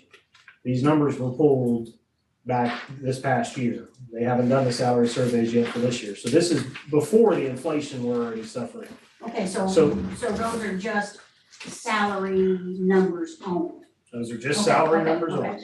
And then there's cost of living that's dumped on everyone. That's dumped on everybody. Okay. So I share this to share with you this, and I'm not saying which way I think council needs to go right now, but we were already, before inflation started, we were well behind the curve.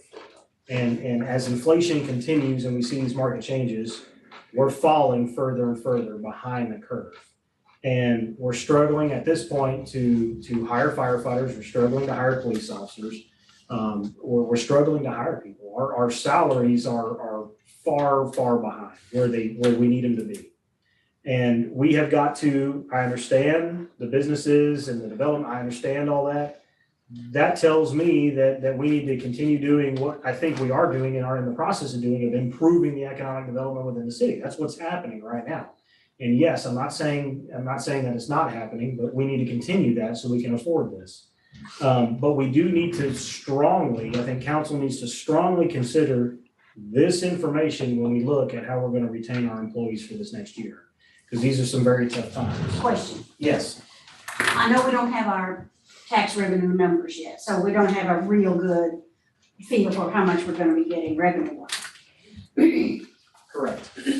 Assuming that we think it might be what we're hoping it's gonna be, are we gonna have any wiggle room in our proposed budget that we just went through to give everybody a nice size pay raise? Ma'am, if you tell me to give a nice sized pay raise, it's my job and Susan's job to go back across the street and we work the budget to figure out how we're gonna make that happen. That's what I'm trying to explain is that I wanna get your support and understanding how far behind we are here. If you tell me this is what needs to happen, then it's our job to go back across the street and give you option A, B, and C on this is how we make this happen. And I've said this and I've got no bones about it and all the employees know, and I've said it in front of employees. I think we need to look at serious salary increases, even if that means we have to lay certain people off to do that. Because if we don't, we are going to lose more employees based on them leaving and going other places than we would by laying people off and figuring out how to get through some hard times. So basically, they're just not satisfied with what they're making right now because they're not making enough to survive. There's several employees looking elsewhere. Well, I think for instance, like with the utility building clerk position being open, correct? Yes. Is there a way that instead of, okay, say you thought about laying somebody off versus spreading that job out Yes. between So- other people? Yes, and without going into details, one example of that is like what you mentioned, taking the open UB position and utilizing that to help cover the cost of significant pay increases. Another process is through retirement. I know that we potentially have an employee coming up and they be retiring. And we may not fill that position to help offset the cost to provide these raises. Okay. Potentially two returns. Well, the thing about it too is if, say for instance, like doing something like that, if the position doesn't really need to be filled, why would you fill it versus, just looking at saving that salary?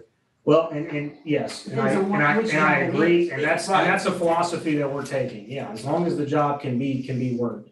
And that is the philosophy and the method that we're taking, and even in getting creative with reallocating some duties and things to make this happen. The other sheet I just pointed out to you is what does 10% look like to the employee? Just to give you an idea, I told you that the average employee is spending an additional $327 per month. If an employee is making $12 an hour, that equals $96 more a paycheck, and that's before taxes. So they're getting not even the additional money that they're spending back on inflation back just with a 10% raise. And you can run it all the way up, 12, 15, 17, 20, I've broken it all out for you, just to give you an idea of, okay, what does 10% actually look like to the person that's receiving a 10% raise? Because I think that's also important to know. Because 10% sounds like a lot of numbers. It sounds like a very big raise and a lot of numbers. And it Until always you looks tax like a lot of Yeah. numbers when you're looking at it in a budget, but when you're looking at it as an employee and you look 5% raise, which always sounds great to us, as an employer, you're going, well, that's not touching the inflation I'm dealing with, what am I gonna do? So, Well, a person might say, well, hey, I'll take on more responsibility if I can get a little increase, I have always said, you get what you pay for, when you pay for staff. And if we pay for quality staff, we're gonna get quality staff. And right now, through the methods of things, I think we have got one of the best groups of employees this city has ever had right now. I really do. I think we have got incredible staff all the way across the board. What's the inflation rate right now? That, Iffy ballpark. Between 12 and 15%. Okay.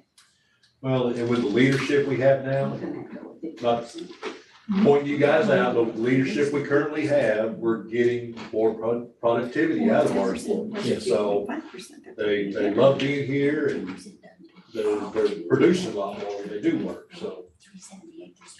so I'm not sitting here telling you that we need to go to 10%. My hope is that you turn around and you tell me, yes, I think we need to go to 10%. And then it's our job to go back to the drawing board and figure out, okay, can we make that happen and how do we make that happen? And here are the options. That's all I'm proposing, is that I think we have to look at significant increases. Every year, for many, many years, we've always done 5%, 5%, 5%. Right now, they're guaranteed a 3.5% based on the pay scale, right? And that's only if they're not capped. Right. If they're not capped, if they're a capped employee, then they're seeing no benefit while we're going through inflation, right? Okay. So, But if they're not capped, then they should be able, it should be outlined somewhere where they should get something. Yeah, something, yeah. Right. Some kind of Okay, organization, kind of- I'm gonna just jump right into the middle of the lake. Based on what you said, the numbers, all of this stuff up here, which is gonna give me heartburn because of what the numbers look like. I think we need to consider at least a 15% increase. I don't know where y'all are gonna come up with that number. But Can't be based done. on, yes, based on the, what'd you say, $378 a month that's coming out extra? $327. $327. A 10% is gonna be I'd fall out of my chair. 400 minus, it's gonna be. I just didn't expect that recommendation to come from council. Oh, no, this is not from council, I'm speaking personally on my own. But I don't know how we're gonna do this, these people need to make a living, you can't do that. You're preaching to the choir. What I'm happens full if agreement. inflation goes worse next year? Are we looking again at these type of increases? Because we're gonna do this every year. I don't have a crystal ball. Right. How do, But- we don't, but how do we make that happen? How do we keep satisfied employees if we're just gonna keep on? I mean, is that how we keep employees, by increasing their pay every year? At least Through, they, no, not, but they don't even have a chance this right now. is like going back to Right now. this is like going back to the water rates conversation of, it's been neglected and overlooked for so long that now we've got to make a big jump. If we didn't have to make such a big jump, it would be a much easier pill to Yes, swallow just like the every water. single year. It's just, this is the same conversation that we've had with the water rates. And we did this sort of last year, but we did not get them up to where they needed to be. We did a big We jump. made We it did. equitable last year. Yes, yes. We took steps to make it equitable across the board to where it was fair and outlined Right. and there wasn't so much freedom of, well, I'm gonna pay you this. Wasn't at and- discretion, everyone's on a scale. Right, There's but no it favoritism. didn't really Right. meet what they were making with like cities. Oh, no. Whatever you want And- to and call we- it, and so, To be honest, we knew that at the time, yes. but you have But now it's to, even at some worse point, on top of it. yes, at some point you have to just. Yeah. Start. Run some numbers for us for 10, 12, and 15%. Let's see what it looks like. Let's just And do on the 15 if we're gonna try to get them. I'm going for 15, me. Well, we're gonna try to get them to where they need to be, because we really have to get them to where they need to be so that we cannot keep having this every year. And then next year we can do So we the need to 3.5 make it or happen more. to where we need to not continue this every year. I agree. And it's not fair for them, because I'm retired now, but until May 31st, I was in control there. over inflation, And so- but hopefully for everyone, not just city employees, we hope that this, settles down and this inflation stuff, I mean, it's ridiculous across the board. Yes. Well, if I can say too, y'all keep in mind that our 200 home development, we might not even seen tax dollars coming out of there yet. the infrastructure's done. They're gonna start building homes at the end of this year. You're gonna start to see revenue from that. Right. You're gonna see the revenue come from the industrial project when it's been built, okay? You're gonna see, 3 other projects that we have on the table right now. One, they took out the permit yesterday for a new strip center at Forest Hill and Enon. Right. You have another strip center going in on Everman Parkway, and you have storefronts and condos coming in down here on Race. Sales tax dollars. Those are all And major property tax dollars that are gonna have a huge impact on our budget here in the future. So So these guys are wanting to move fast out here. looking down the road, 15% run it, please. you have some comfort in knowing that you have revenue coming. Yes, You know, yes. and I just wanted to point that. Thank you for adding that, because I totally forgot about But that. looking down the road, do our employees see that we'll be financially stable then, and then they will be one of our highly paid employees during. Yes, because it goes back to the leadership, because we meet with I'm all of looking them at the constantly. fact that with the inflation and all that going on, the employees are going to need help. Because it's costing them more to. Absolutely. Costing them Yes. every day, Yes, it's gonna cost them more. it is. Could some of the We can do better. offer Let's do it. funds been transferred to, for employment? I'm sorry, say it again. Yeah. Employees, some of the ARPA funds or any of the funds that have been given out from federal and town county been, went toward that? Because I know some could have been used for our water. So, yes, ARPA funds can be used for pay for employees, but Incentives. not salary. It can be used, a lot of the ARPA, a lot of the $4,900 retention pays and things that you're seeing, that's ARPA funds. But that's But not that's a- salary or That's- hourly. It's a wage. one-time No, it's a thing. one-time. One-time bonus or something. We still have to come up with the funds after this year Yes. if we did that, Yes. so. Our question is it feasible to do that? The answer to that is, we'll tell you on Tuesday. Okay, all right. Let's see what is feasible at the max amount. Yes. I feel a lot better now. Well, Okay. Susan, instead of 10, 12, 15, 10, 12 and a half, and 15, just kind of split it It down the said middle? 15. 15. Because she just said, why Yeah. did? Oh, okay. Yeah, no, just Why go do, straight. I knew you asked them to Yeah. run the 3 in case No. 15's not doable. Well, I'm for 15. I mean, if we're gonna do it, let's do it right. But what I'm saying is, Yes. if they show that our revenues are not. Yeah, gonna I be mean, there- obviously, if we find some way that that's not gonna happen and we can't Right. adjust the budgets other ways, then I will come with others. That's all I'm Okay. saying, because on Tuesday, we need to make a decision. Okay, then give us 3 So- plans. 10, 12 and a half, and 15. But give us 15 first. I still want to So- come in and say the 15, we can't do it. Right. And So- then we're right back where we If started. we're gonna take this back to the table and we're gonna go work on this and present you something on Tuesday, then I don't think we need to go any further in even talking about individual salaries and everything, because all that's no one That'll all change. if that's what you're Okay. gonna send us back to go work Yes. on. Okay, But so there's, that is for your. Is that compromisable? what? Going back and working on it at 15%, seeing what the budget is feasible and working out Yes. to help out our. Yeah, employees? I'm gonna be getting the tax numbers and, They'll have, hopefully before Tuesday, we'll have some solid I'm numbers. hoping that they will be posted this evening. Well, we hope they're So I already. shall be working on that this weekend. Okay. Cool, thank you. I mean, I'm not dismissing the meeting, but thank you for doing this. I guess. Well, I mean, yeah, everything, the amounts and the compensation, all of that's still valid, it's just that based on the amounts, Feasible amount, this amount listed under the COLA is what we had discussed we discussed in executive session last week. So that number under that section would change, but other than that, the information's still accurate. Cool. So, See, I'm getting there. Okay. all right, so Mayor, proposed tax rates and revenues we can't do tonight. So we're ready to move on to the consideration of Well, possible we're action gonna item. We're We're missing something else. before we talk about that, we talk about time of the meeting. What'd you Oh, say? Joe, I know how do I put this appropriately? Previously, we were meeting at 6:30 because I know that there was one council member that couldn't make it till 6:30. are y'all opposed to doing 5:30 for Tuesday? Because it may be a long discussion talking about revenues, Cause we have And- revenues and updated salary. expenditures now and stuff. Well, not too much on the expenditures, a couple of changes, but, yeah, we'll have the compensation and and the tax rates. do it. 5:30. Okay, we'll plan on that, so. We'll get that posted and agenda sent out. So, water sewer fund and special revenue? We did that. We already did it. Yeah, we covered both of them. So it's part of the. Were you sleeping?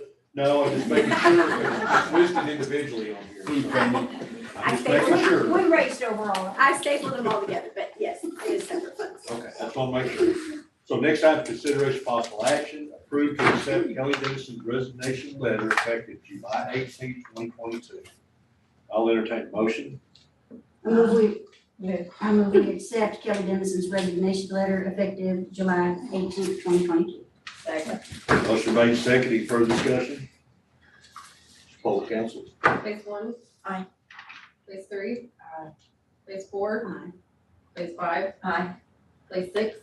Mayor? Aye. Motion carries. Next item is executive session.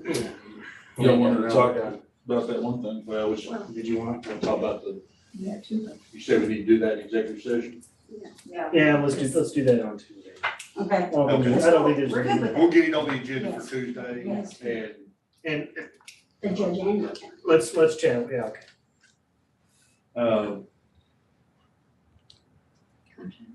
your deal. Tuesday. We'll do that Tuesday? Okay. Then we'll talk about Craig. Craig's ready to go to bed. Susan and Craig. So no executive session, so we are adjourned, the time is 4:46. Good meeting. Click the stop button.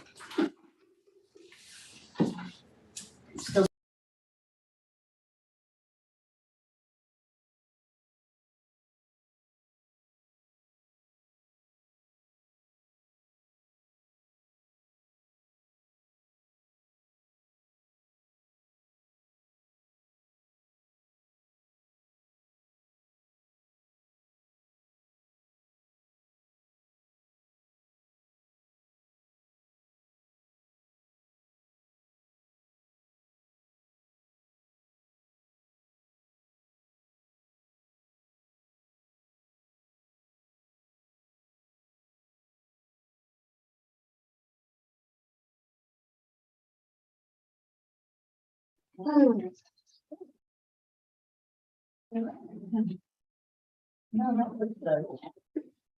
That's a long. Yeah, yeah.